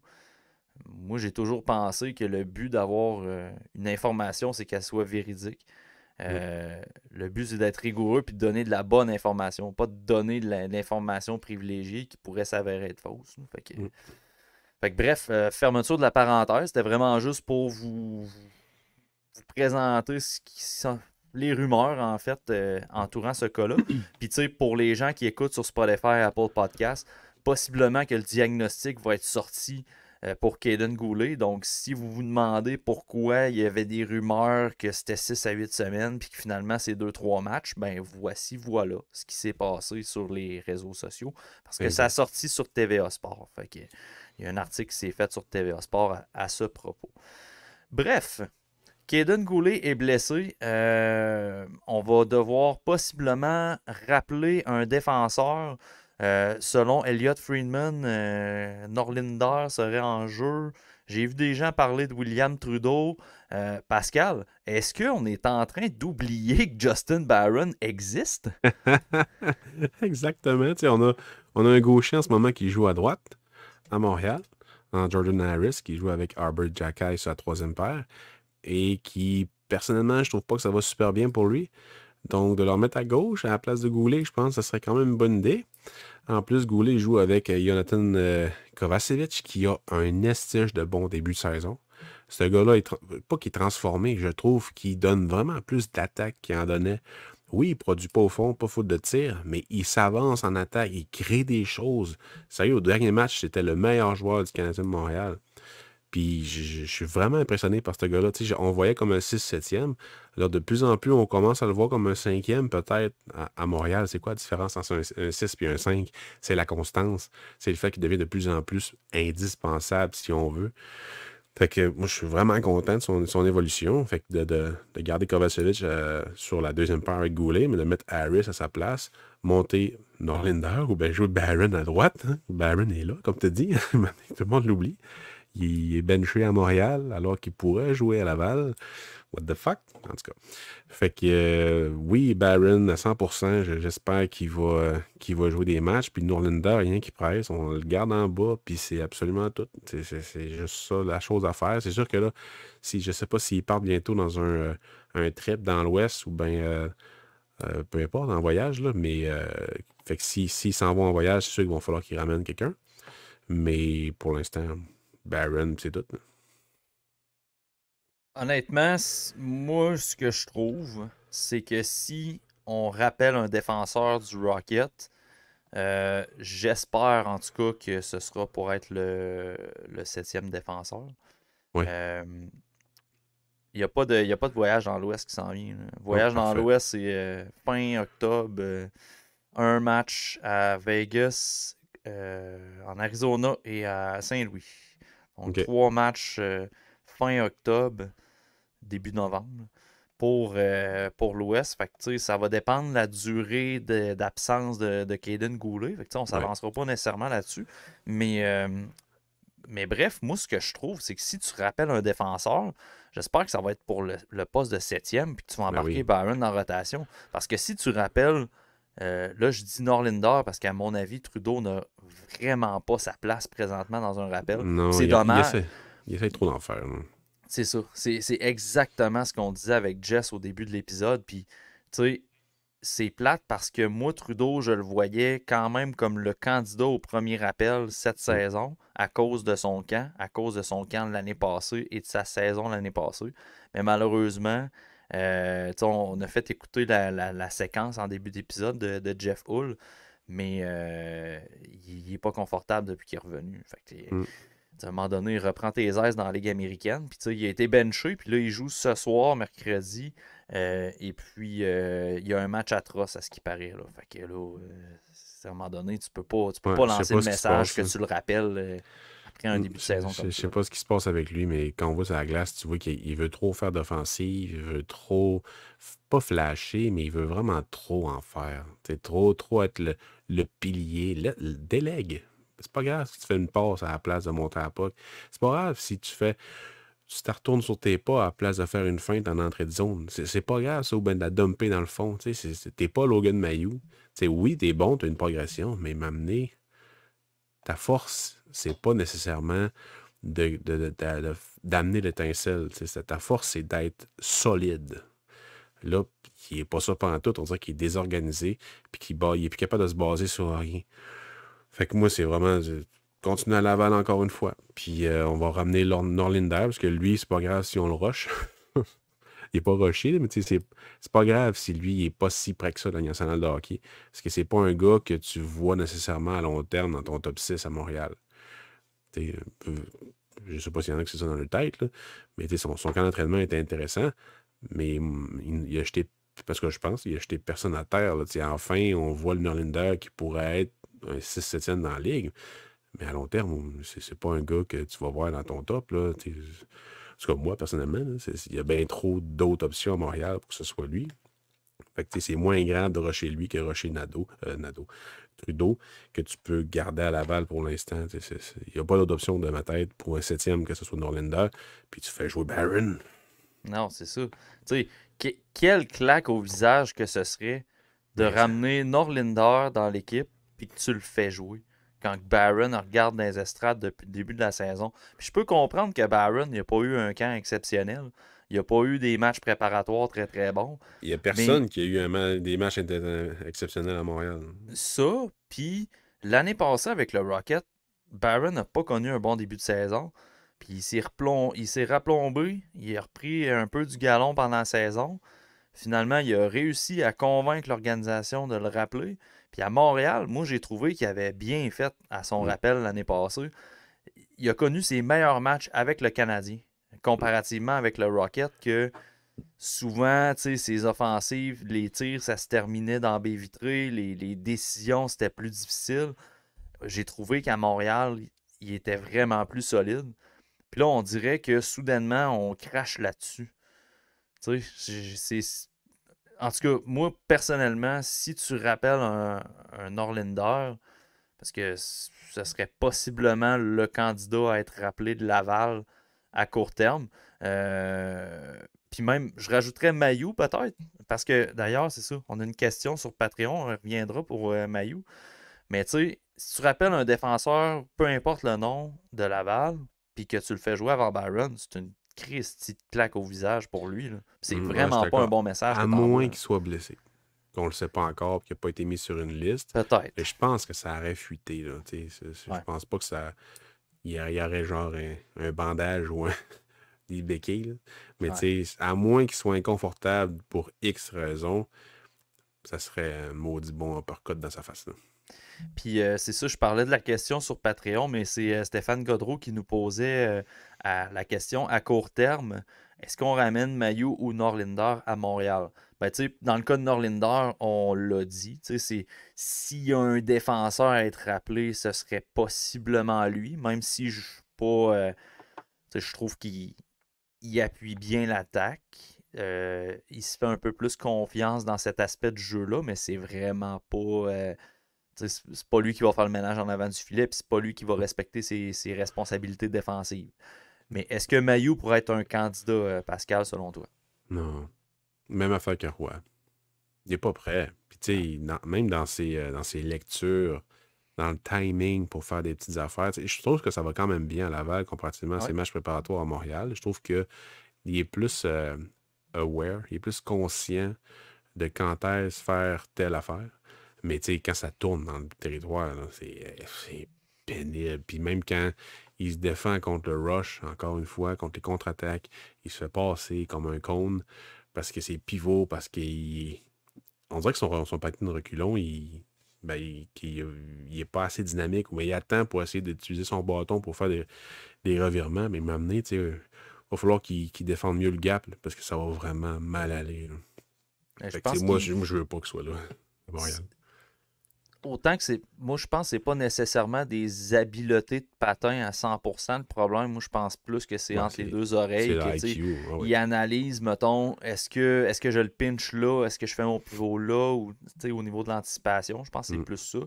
Moi, ce que j'ai aimé de Mailloux, par exemple, c'est. J'en parlais en début d'épisode avec Jess, mais ça m'a surpris qu'il soit capable justement de prendre un pas de recul, de se calmer un petit peu offensivement, puis d'assurer les arrières de Norlinder qui était tout le temps rendu en avant. Ça, j'ai salué cette utilisation-là en disant, je sais pas si tu vas être d'accord avec ça, là, je me répète pour ceux qui écoutent, là, mais on dirait que placer Norlinder avec Mailloux, indirectement, on sacrifie Norlinder dans la façon qu'il joue pour profiter au développement de Mailloux. C'est comme Norlinder, vas-y en avant. Ça va apprendre à Mailloux à jouer en arrière. T'sais. Mais j'avais peur de ça, en fait. Puis là, avec le recul, comme tu viens d'en parler, on voit pourquoi ils ont fait ce move-là. T'sais, on voyait Mailloux avec Trudeau, Puis on espérait, mettons, que Trudeau back Mailloux, mais ça n'a pas fonctionné. Écoute, ça a fucké Trudeau bien raide. Puis Mailloux aussi. Mais là, ils mettent Norlinder, qui n'est pas nécessairement une meilleure façon de voir, mais là, on dirait que c'est vraiment... Norlinder, il est vraiment identifié comme un gars offensif. Fait que Mailloux, adapte-toi à ça. Puis je suis d'accord avec toi là-dessus. On dirait que la réponse à Mailloux de tout ça nous prouve un peu plus que Mailloux est coachable. Mhm. Et Oh oui, qui est exact. prêt à faire les bonnes choses sur la glace. C'est que c'est juste une très, très, très bonne nouvelle en espérant que ça marche. Exact. Que ça fonctionne puis que les réflexes soient là. Parce que le IQ, c'est important, mais les réflexes, la routine de décision, de tout ce qui mène, tu sais, repérer les options, puis les options après les options, c'est important. Mais il faut quand même que tu joues dans la boîte, dans la structure d'une équipe. Puis ça, Maillot a de la misère. Et en jouant avec un gars qui est comme un peu lui, en allant en dehors de la boîte, mais ça va le ramener. Je parle un peu comme Saint-Louis, là, mais je pense que vous comprenez. Hey, avec plein d'images, Avec de plein d'images de métaphores. merde. Alright, Pascal, c'est l'heure. On jette les gants dans le prochain segment. On jette les gants. On n'est pas dans la même catégorie de poids. Hein. Non, je sais, mais c'est pas grave. C'est pas grave, peut-être que tu es capable de plus fighter que moi. Je suis capable d'en donner un peu. Ouais, je suis pas mal sûr aussi. Je lance la question, on en discute. Moi, ça se peut que je devienne émotif. Non, c'est pas vrai. En tout cas, aujourd'hui, là. Non. Non, ça se peut que j'ai la veine là, sur le bord de la tente qui sorte, là, mais non. Vas-y. Pascal, est-ce qu'on exagère au sujet de Kirby Dach? Je vois les réactions depuis qu'il s'est blessé. On dirait, Christy, que Montréal a perdu Connor McDavid. Est-ce qu'on exagère dans le cas de Kirby Dach à un moment donné? Là? Ben, moi, personnellement, la perte pour le Canadien est importante. T'sais, c'est un gars, c'est le deuxième centre, probablement le gars qui avait le meilleur début de saison. Mais je trouve personnellement que la perte de Dach est plus importante pour Dach et son développement que pour les Canadiens de Montréal, alors qu'il y a plusieurs options au centre. C'est vraiment de la merde qu'il soit blessé pour le restant de la saison, surtout pour son développement à long terme pour les Canadiens de Montréal. Mais pour cette année, on s'en fout pas un peu, mais pour l'équipe en tant que telle, là, on est en reconstruction. Les séries, on aimerait ça. Dans notre nom de licorne, là, que les joueurs, que si tu n'espères pas une série, pourquoi tu es là? Mais le Canadien, il ne se voit pas en série en ce moment. Il vote pour le développement et tout. Donc, pour cette année, ça fait royalement chier qu'il ne soit plus là. Mais va arriver, Tonio qui peut prendre sa place au centre. C'est pas la fin du monde. Mais moi, personnellement, ça me fait royalement chier à long terme. C'est vraiment ça qui me fait chier. Ça fait juste nous dire qu'il est vraiment fragile. Ça confirme de plus en plus qu'il est fragile. Puis, tu sais, la façon qu'il a été plaqué, n'importe qui aurait été blessé. Mais pourquoi tu te mets dans cette situation-là? Pourquoi tu te mets dans une situation qu'un gars plus gros que toi peut te débalancer le long de la bande, puis que ton genou se fait juste se pogner dans le gars, puis qu'il déchire les 2 ligaments vraiment importants du genou? Fait que c'est juste... Est-ce qu'un jour, les joueurs des Canadiens de Montréal vont réussir à se protéger? C'est ça le problème. Pas capable d'accepter une mise en échec sans se faire détruire. Je suis content que Stanik Slavkovski est pas mal meilleur là-dedans. Il est pas mal meilleur pour identifier les situations qui pourraient se faire ramasser. On l'a vu en pré-saison que, il y a peut-être quelques situations que non, mais depuis le début de la saison, il n'y a aucune situation que je me suis dit, mais il aurait pu se faire détruire solidement. On dirait qu'il est pas mal plus conscient ou chanceux sur la glace. Mais là, il va falloir qu'il y ait Goulet, il va falloir que Dach, il va falloir que... Caulfield, là, il est correct, là, il n'est pas dans le trafic, là, mais c'est ça, tu sais, pour en venir à Dach, ça me fait royalement chier, mais c'est pas McDavid qu'on a perdu, là. Ça sert à... C'est pas grave si on a perdu un gros joueur des Canadiens, pour les Canadiens, cette année. C'est vraiment plus à long terme. Moi, je trouve ça vraiment exagéré, les réactions, là, honnêtement. Là, dans le cas de Kirby Dach, je veux dire, oui, c'est plate pour son développement, je suis d'accord. Mais là, l'année d'éclosion, là, Dach, là, cette année, là, c'est comme si là, c'était 100% sûr qu'il y avait une éclosion cette année. Là. C'était comme si, là, cette année, il allait faire 70 points, Dak. Puis que là, finalement, à cause de sa blessure, il en fera pas parce qu'il joue plus de l'année. Il y a eu un bon camp d'entraînement, il y a eu des bons matchs préparatoires, il y a eu 2 bons premiers matchs, c'est correct. Mais dans le cas de tous les joueurs, on se dit tout le temps, un début de saison, c'est indicateur de pas grand-chose jusqu'à temps que tu arrives aux fêtes. Quand les vétérans aux fêtes, là, ils se mettent en marche, là, c'est là que tu vois un peu l'étendue du potentiel de ton équipe. Au même titre que Suzuki, oui, il n'a pas un bon début de saison. On va-tu l'échanger parce qu'il est mauvais? Non, il n'a pas un bon début de saison. D'un autre côté, Dak avait un bon début de saison, mais on a tellement pris pour acquis que 2023-2024, c'était la saison de Kirby Dak, l'éclosion ultime de Kirby Dak. Enfin, un premier centre à Montréal. Hey, en plus d'oublier Justin Barron, on a-tu oublié que Nick Suzuki est là aussi? Ouais. T'sais, là, à un moment donné, je comprends, on va me dire Nick Suzuki fait en sorte qu'on l'oublie en ce début de saison-là.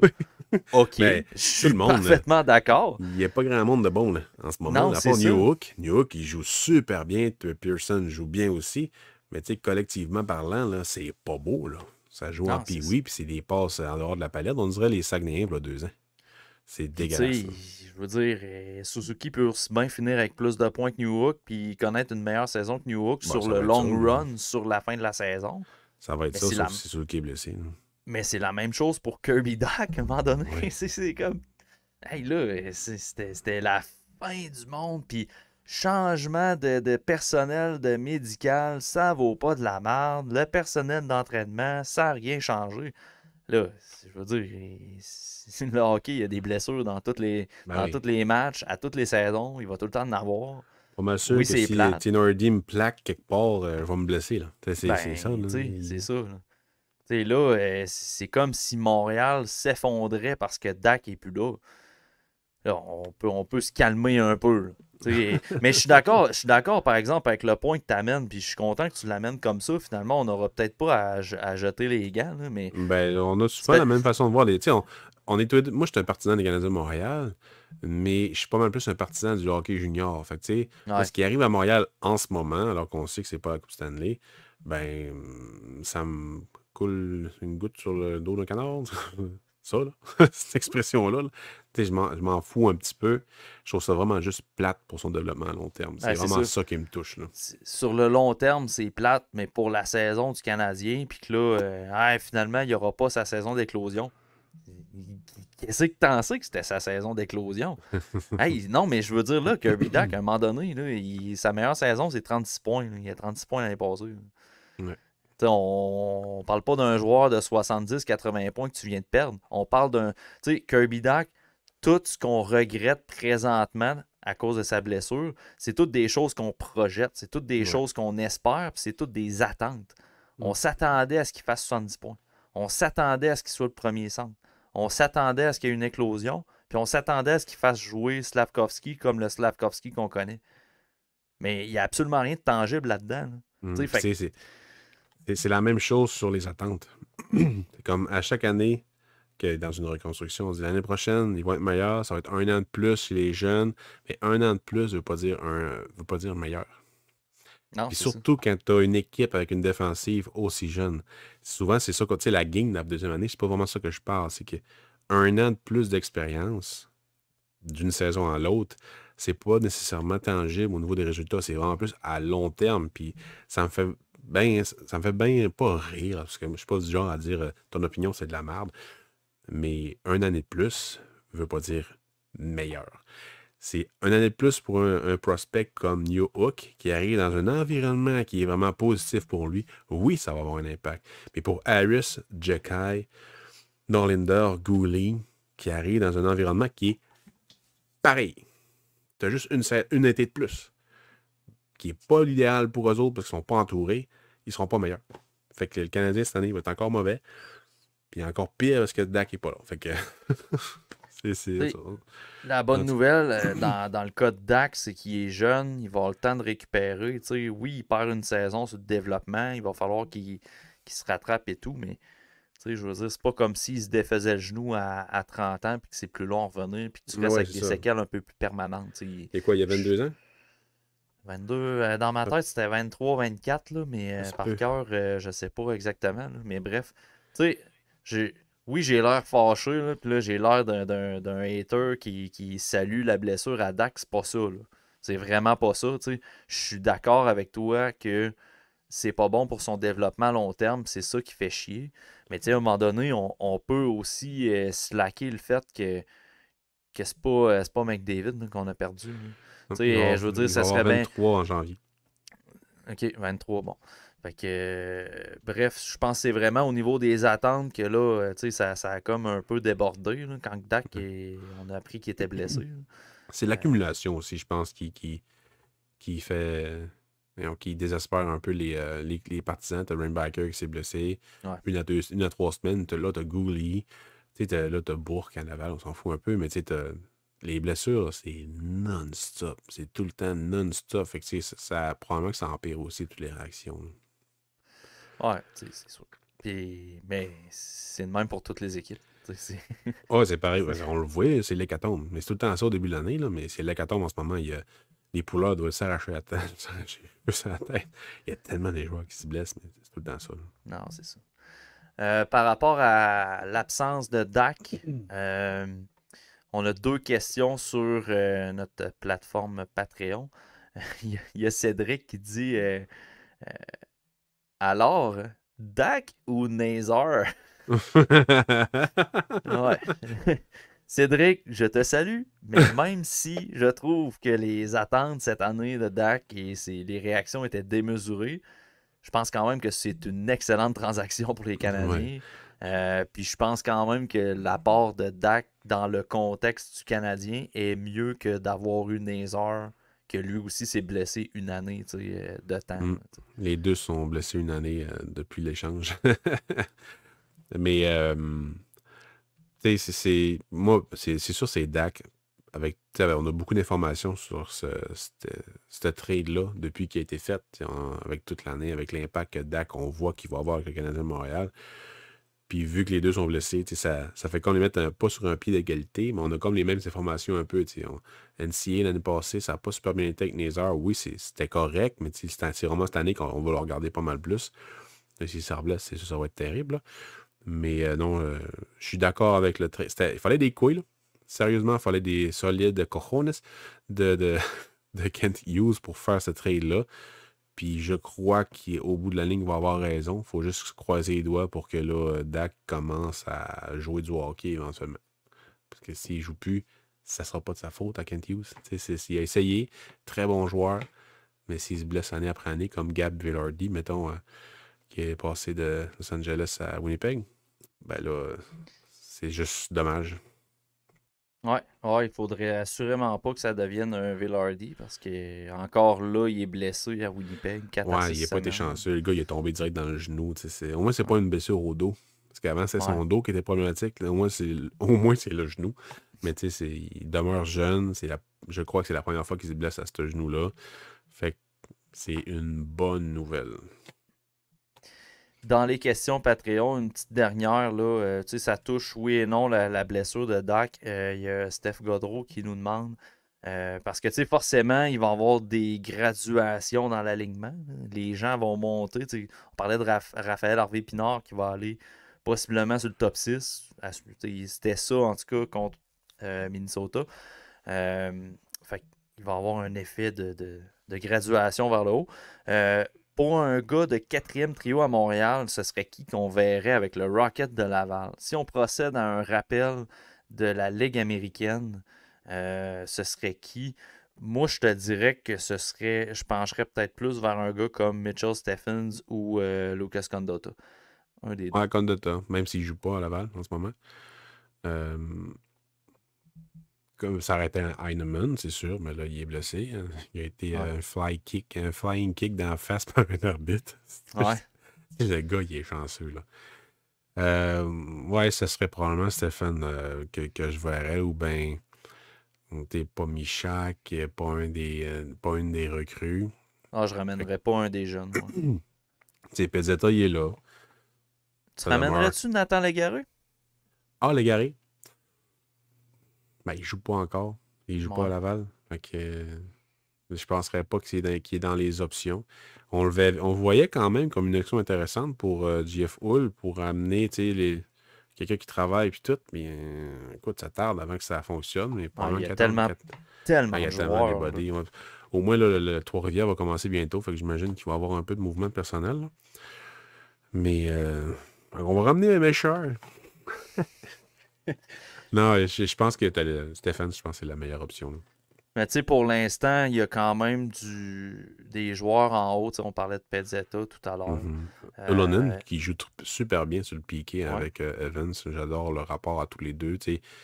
C'est pas des gars qu'on voit probablement à long terme avec les Canadiens de Montréal, mais ils jouent très bien leur rôle en ce moment. Des fois, ils amènent un peu d'offensive, fait que c'est parfait. Mais Pezzetta fait juste combler le trou en attendant qu'on soit à Montréal.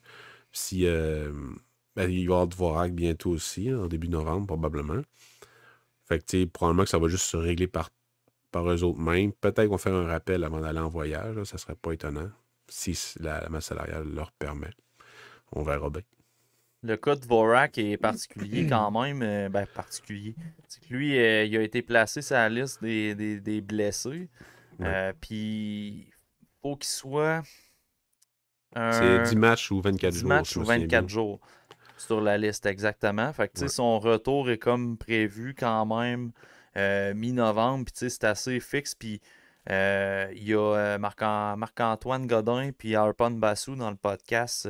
Je sais pas s'il s'appelle encore le sport athlétique. Là. Je suis pas Non, sûr. ils ont changé. Là, ça vient tout juste de changer. Leur Ouais, c'est podcast, ça. Hein, là. en tout cas, ils ont comme recommencé un podcast, les deux ensemble. Puis, je trouvais ça intéressant ce qu'ils rapportaient. Dans le cas de Dvorak, c'est que ça fait quand même plusieurs jours et semaines qu'il patine très aisément, mais qu'il ne peut pas revenir parce qu'il est sur la liste des joueurs blessés.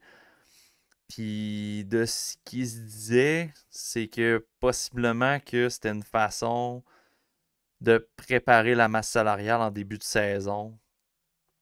Puis après ça, que quand le tout va s'être placé, Dvorak va revenir, puis là, ça va être correct.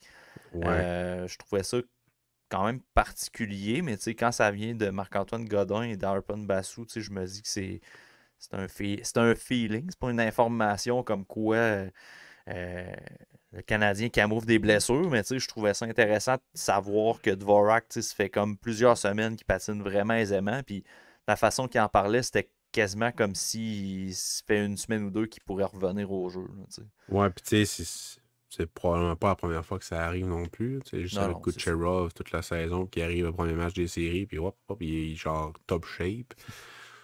On va se le dire, là, ça doit arriver quand même assez souvent, là, que ça arrange les équipes. Puis, oui, c'est surveillé, mais à quel point... Non, c'est ça.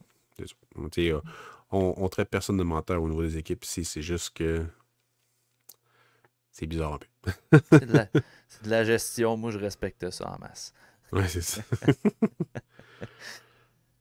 Alright, Pascal, prochain segment, on parle d'un petit joueur qu'on a vraiment aimé au repêchage 2023 et qui, en fait, c'est Don Granato qui nous a fait entendre de la musique à nos oreilles.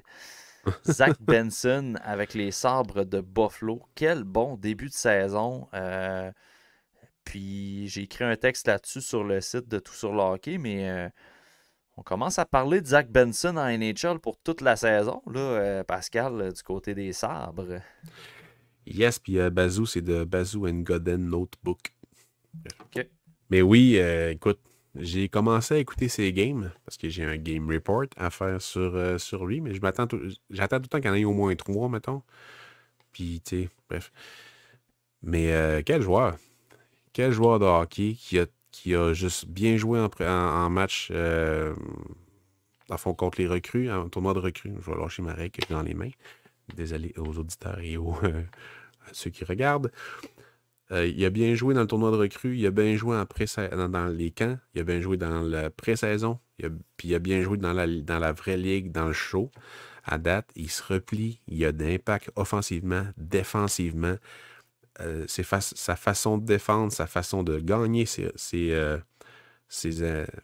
batailles est encore meilleure qu'à Seattle, qu'à Winnipeg l'année passée dans la WHL. Dans une compétition plus féroce, il est meilleur. Possiblement aussi parce qu'il joue avec des meilleurs joueurs, puis que son IQ hockey, puis son cœur, son moteur, fit vraiment bien dans cet environnement-là. J'aime pas ça dire ça, mais c'est un vol. C'est un vol, aussi loin dans le repêchage, d'avoir ce gars-là dans l'équipe. On le voit, ceux qui regardent l'épisode sur YouTube, on voit à quel point Benson, son premier point en carrière dans la Ligue nationale, a été premièrement en mesure de soutirer la rondelle en zone neutre à un adversaire de la Ligue nationale. On parle d'un joueur de 5 pieds 9. Là. Fait que c'était quelque chose qu'on se disait, ben, pas nous, là, mais qui se disait, ben, avec son gabarit, va-tu être capable de, Réponse oui. de garder son ADN puis d'être intense et tout et tout. On le voit à l'écran, là, il est capable de faire des turnovers en zone neutre, d'attirer 2 joueurs sur lui, puis en se laissant tomber au sol, refiler la rondelle à un coéquipier pour son premier point de la saison. Honnêtement, moi j'ai vu ce point-là, puis j'ai tellement vu le Zach Benson qu'on a vu avec le Ice de Winnipeg l'année passée. Un gars combatif, un gars qui est capable d'apporter de l'offensive à son équipe. Puis, Don Granato le disait lui-même après le match, c'est que son esprit de compétition et son intelligence, c'est une chose, mais souvent, les joueurs, on les retourne en Ligue américaine et dans le junior parce que physiquement, ils ne sont pas capables de suivre ou ne sont pas capables de se positionner adéquatement sur la patinoire pour suivre le rythme. De défendre aussi, c'est vrai, il a dit, et de défendre. Zach Benson coche toutes les cases présentement à Buffalo, même les cases de défendre. Fait que c'est un moteur offensif qui est capable d'être responsable dans sa zone dans la Ligue nationale. Fait que là, il ferait du bien à certaines équipes qui ont repêché avant Buffalo. Pour certaines équipes. Faut pas parler non plus d'un vol. J'entends déjà des commentaires sur les réseaux sociaux que c'est un vol et tout, mais je veux dire... c'est très... Il aurait tombé dans les mains. Hein. Ouais, ben oui. Puis il ciblait beaucoup. Ouais, là, tu regardes les behind the scenes, puis il voulait Benson. Il n'avait pas... à écouter le behind the scenes, il l'avait dans leur top 10 plus haut que le 10e rang. Là, c'est pas mal dans le milieu du top 10 probablement qu'il l'avait. Je l'avais 5e dans ma liste, puis je le voyais dropper. J'étais comme, ça n'a aucun sens. Puis là, il arrive à Buffalo, puis ils le prennent, c'est comme un asset de plus. C'est comme... Quel bon pick pour eux autres, sérieusement. Je suis content pour le kid parce qu'il va grandir avec ce noyau-là qui est vraiment bien monté. Puis ils vont juste probablement vendre des effectifs. Peut-être que Matthew Savoie, il va devenir un joueur qui va être monnayable, justement, parce que Benson, lui, il n'est pas blessé. Puis qu'on voit qu'il n'y a pas de jouer tout de suite. Est-ce que Savoie, il va servir à aller chercher un droitier de haut niveau ou un centre élite, peu importe. Là. C'est juste des bonnes nouvelles pour l'équipe, sérieusement, que lui soit prêt. Puis, on parle de rusher un prospect. Benson, d'être là, d'offrir le niveau qu'il a là, c'est pas le rusher. Non. Il va avoir un impact, peu importe dans laquelle situation tu vas le mettre. C'est comme quand Suzuki a commencé à Montréal. Il a commencé ça à 4, il a rendu tout le monde meilleur. Il est allé ça à 3, il a rendu tout le monde meilleur. Ça à 2, ça à 1, il a rendu tout le monde meilleur. Benson, il l'a mis déjà direct sur le top 6, si je me souviens bien. Puis il y a un impact depuis ce temps-là. Il a joué son match qui a 2 points. Il jouait avec Jordan Greenway puis Casey Mittelstadt sur la 3e.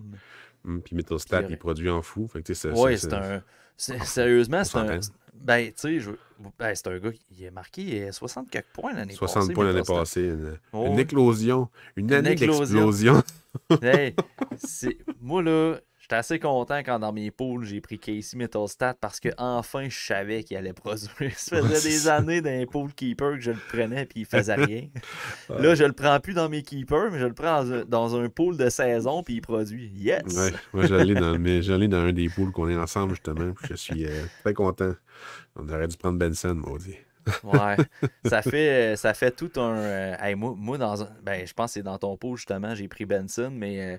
je me dis, Benson, il va probablement jouer dans WHL, mais c'est pas grave, pour l'année prochaine ou dans 2 ans. C'est un pool à long terme. Oui. Finalement, je suis quand même content.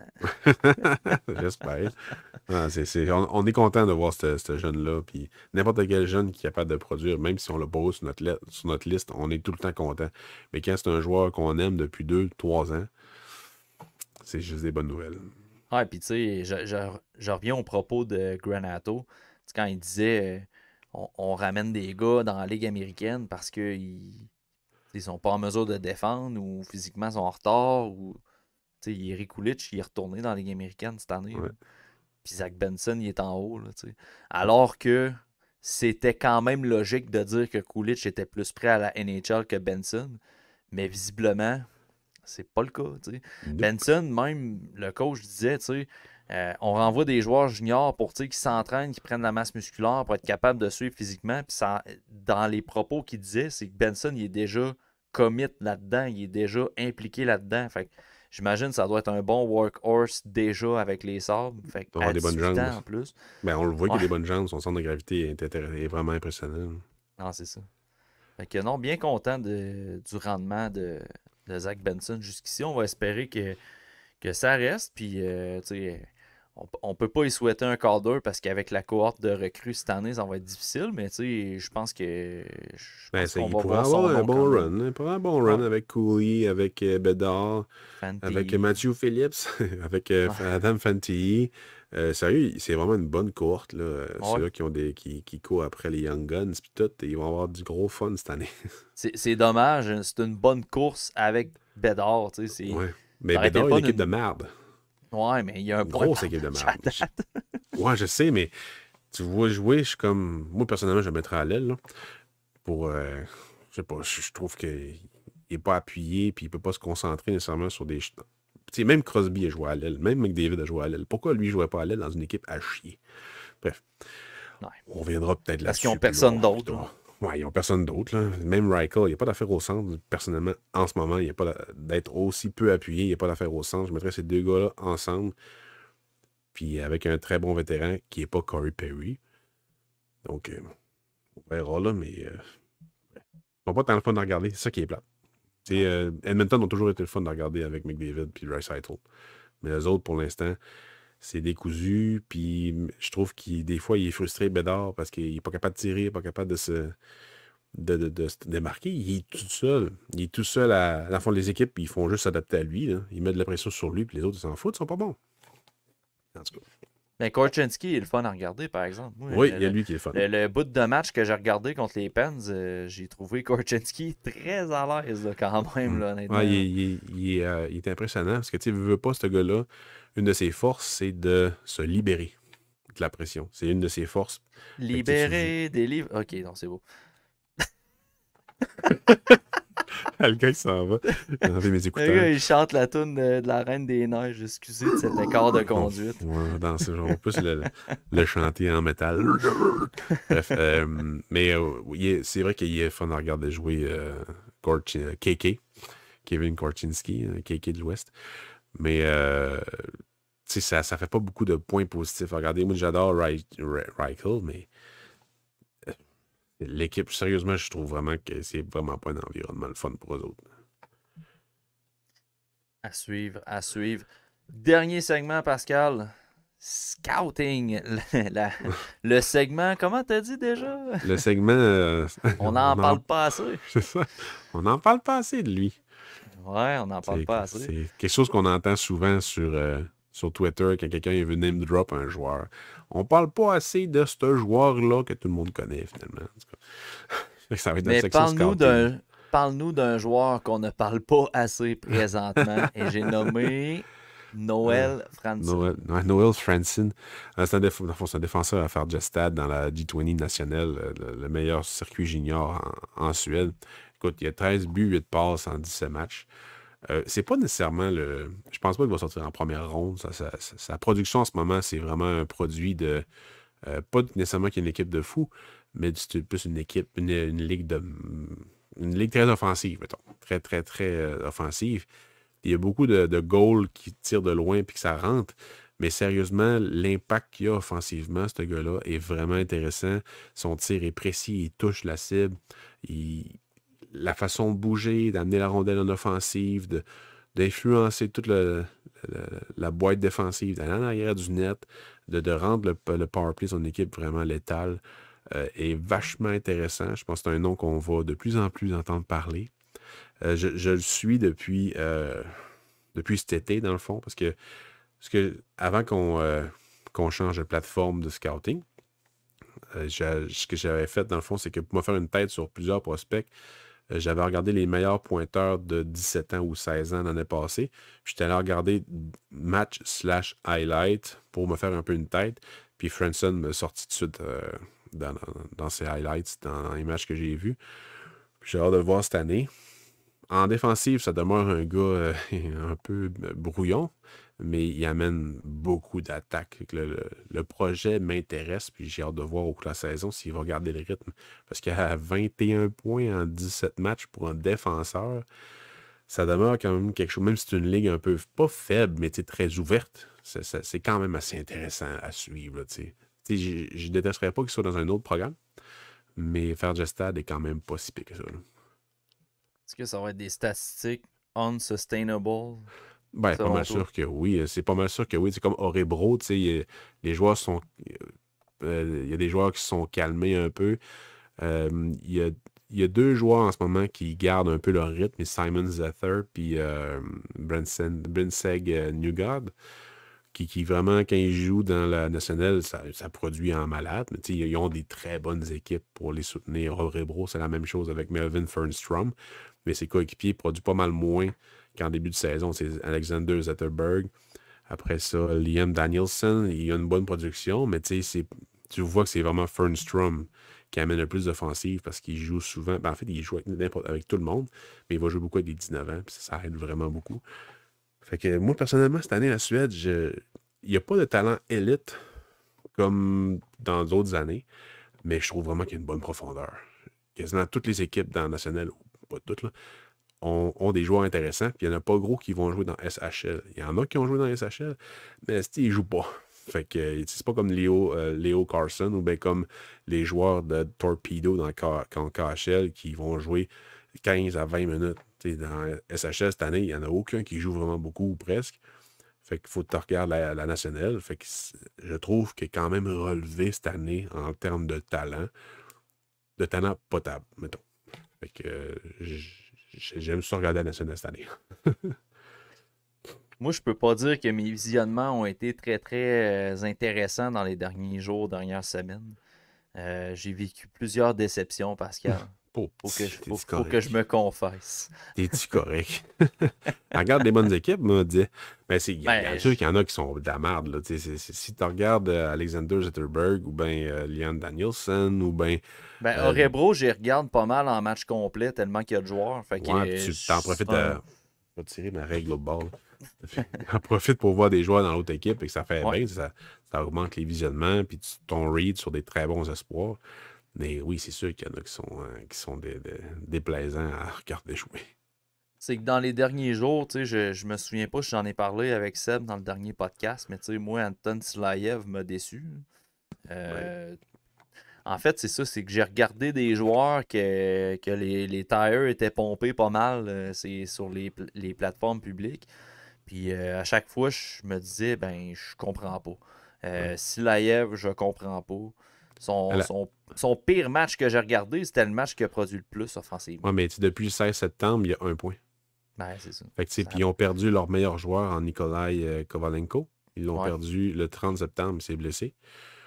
D'un jeu bête. Là. Dans le fond, il arrivait à Bellepine pour aller ramasser à Bellepine. Parce que, je sais pas si c'est une expression chez nous, là. Mais il arrivait vraiment rapidement dans le fond de la zone. Puis il a comme touché un peu le défenseur, puis son patin a comme dévié un peu, puis il est envolé dans la bande. Ça n'a pas été si violent que ça, mais je suis sûr que ça a fait un gros choc dans son genou quand son pied a comme dévié un peu. Puis on l'a pas revu depuis ce temps-là, depuis le 30. Puis je trouve que ça a eu un impact, mais même avant ça, depuis le 16 septembre, ça va pas super bien pour la production des joueurs, des jeunes joueurs de cette équipe-là.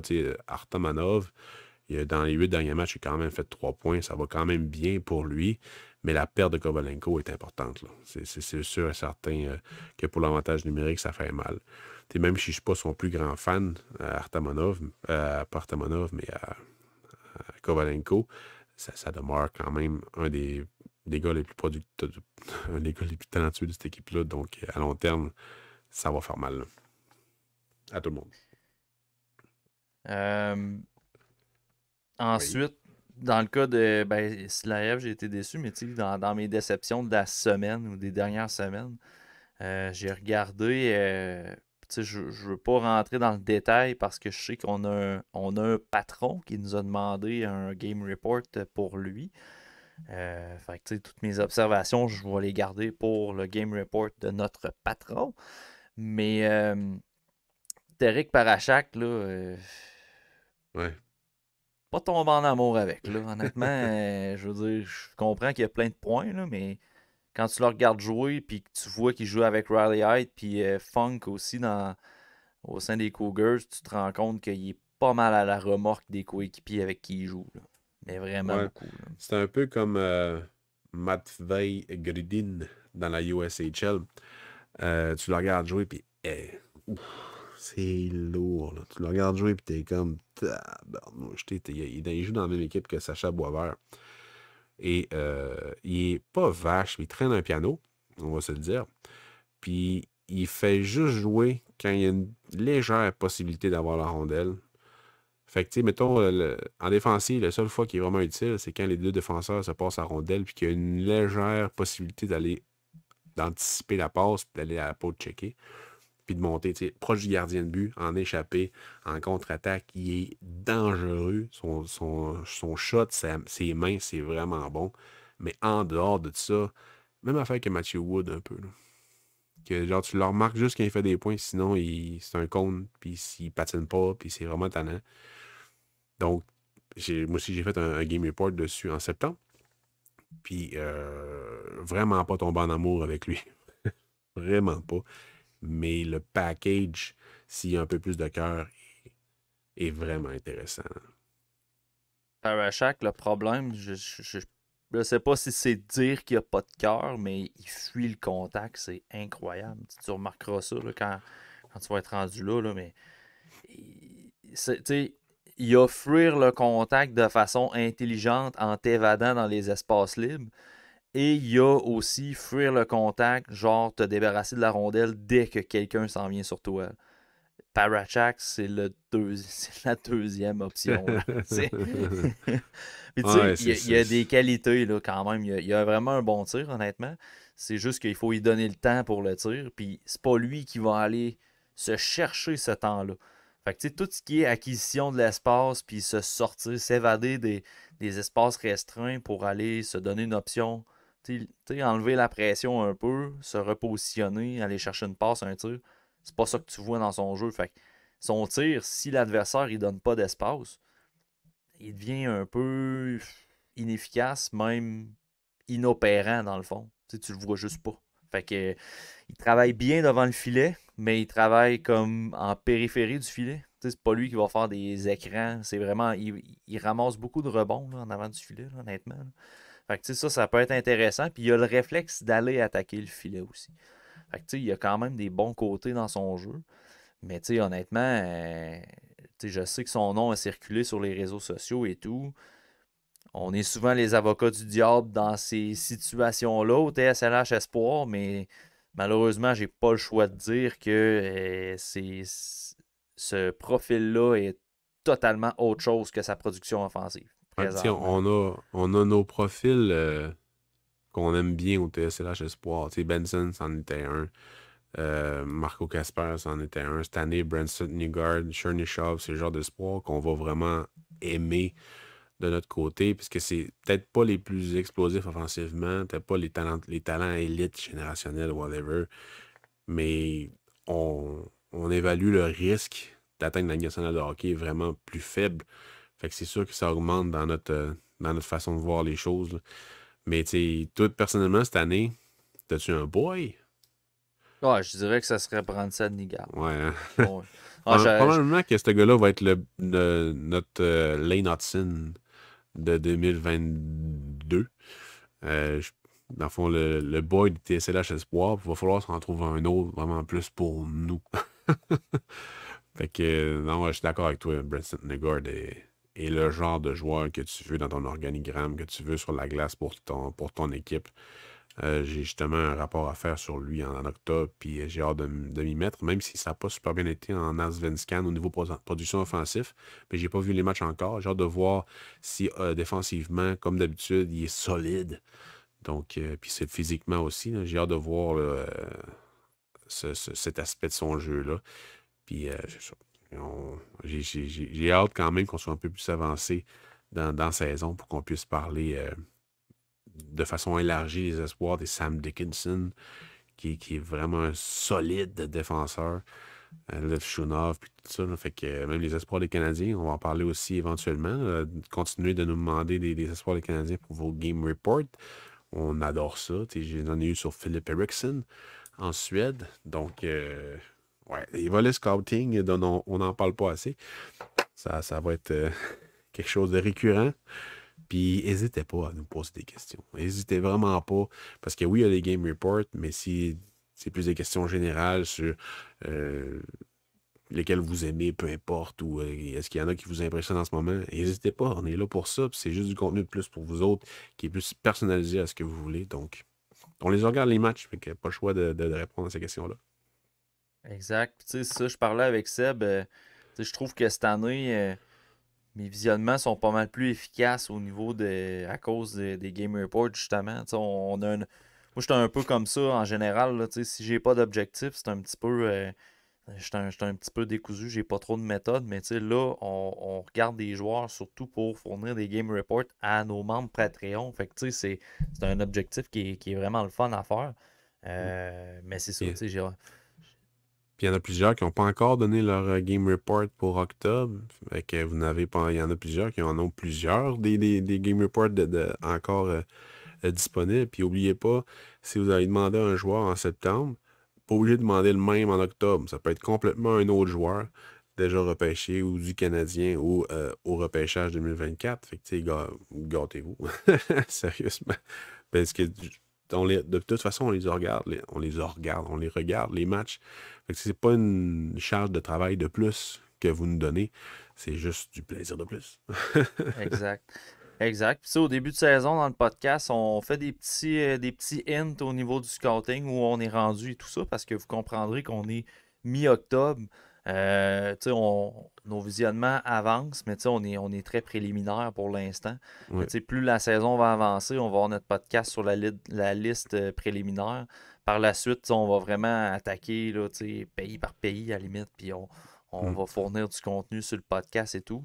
Mais tu sais, pour l'instant, c'est très préliminaire. C'est tellement préliminaire que dans mes déceptions, Pascal, j'ai eu Émile Hemming dans mes déceptions. Ben moi aussi. Moi, Émile Hemming, en septembre, je l'ai trouvé pitoyable en SM Saria.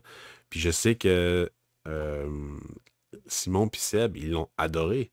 J'ai regardé leurs vidéos qui ont regardé 3 matchs, qui étaient quand même des bons matchs. Mais en SM Saria, les premiers matchs de saison, ils étaient. Je l'ai vraiment pas aimé, sérieux, je ne veux pas dire dégueulasse. Là.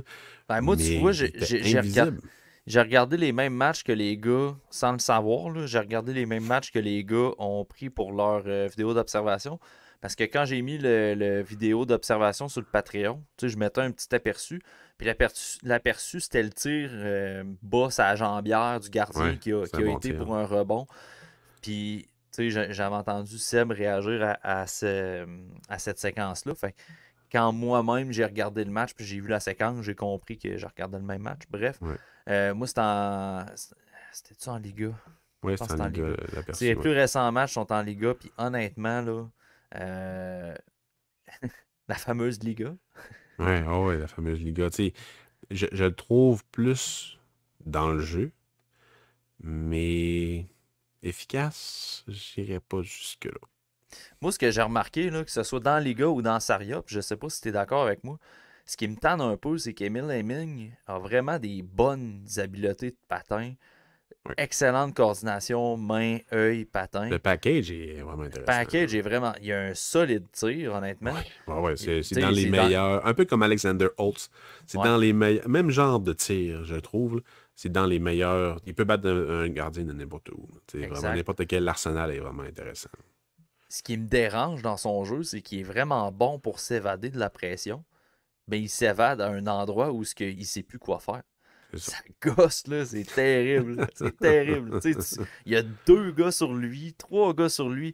Il réussit à se sortir, puis finalement, il se ramasse dans un entonnoir que là, ça mène plus à rien pantoute. Ouais. Ça, là, c'est tannant. Là. Je trouve qu'il travaille juste mal des fois. Pas nécessairement qu'il n'y a pas d'éthique ou c'est vraiment pas une question de cœur. Parce que dans SM Saria, je trouve vraiment que c'est une question de cœur. Je trouvais qu'il travaillait pas assez, qu'il travaillait mal, puis qu'il travaillait juste quand il y a une possibilité de faire l'offensive. Ça arrive vraiment souvent dans la Nationale, dans la MHL et dans la Saria. Mais puis souvent, quand ils vont en KHL, peu importe, ils laissent un peu leur talent de côté pour amener plus dans le jeu. Puis je trouve que des fois, quand ils vont plus dans le jeu, puis ils sont pas assez coachés, ils n'ont pas assez d'expérience, ils travaillent mal, ils n'ont pas les bonnes angles, puis pas de communication avec ses coéquipiers. Puis tu vois que c'est décousu comme jeu, puis c'est comme, oh, OK, tu sais.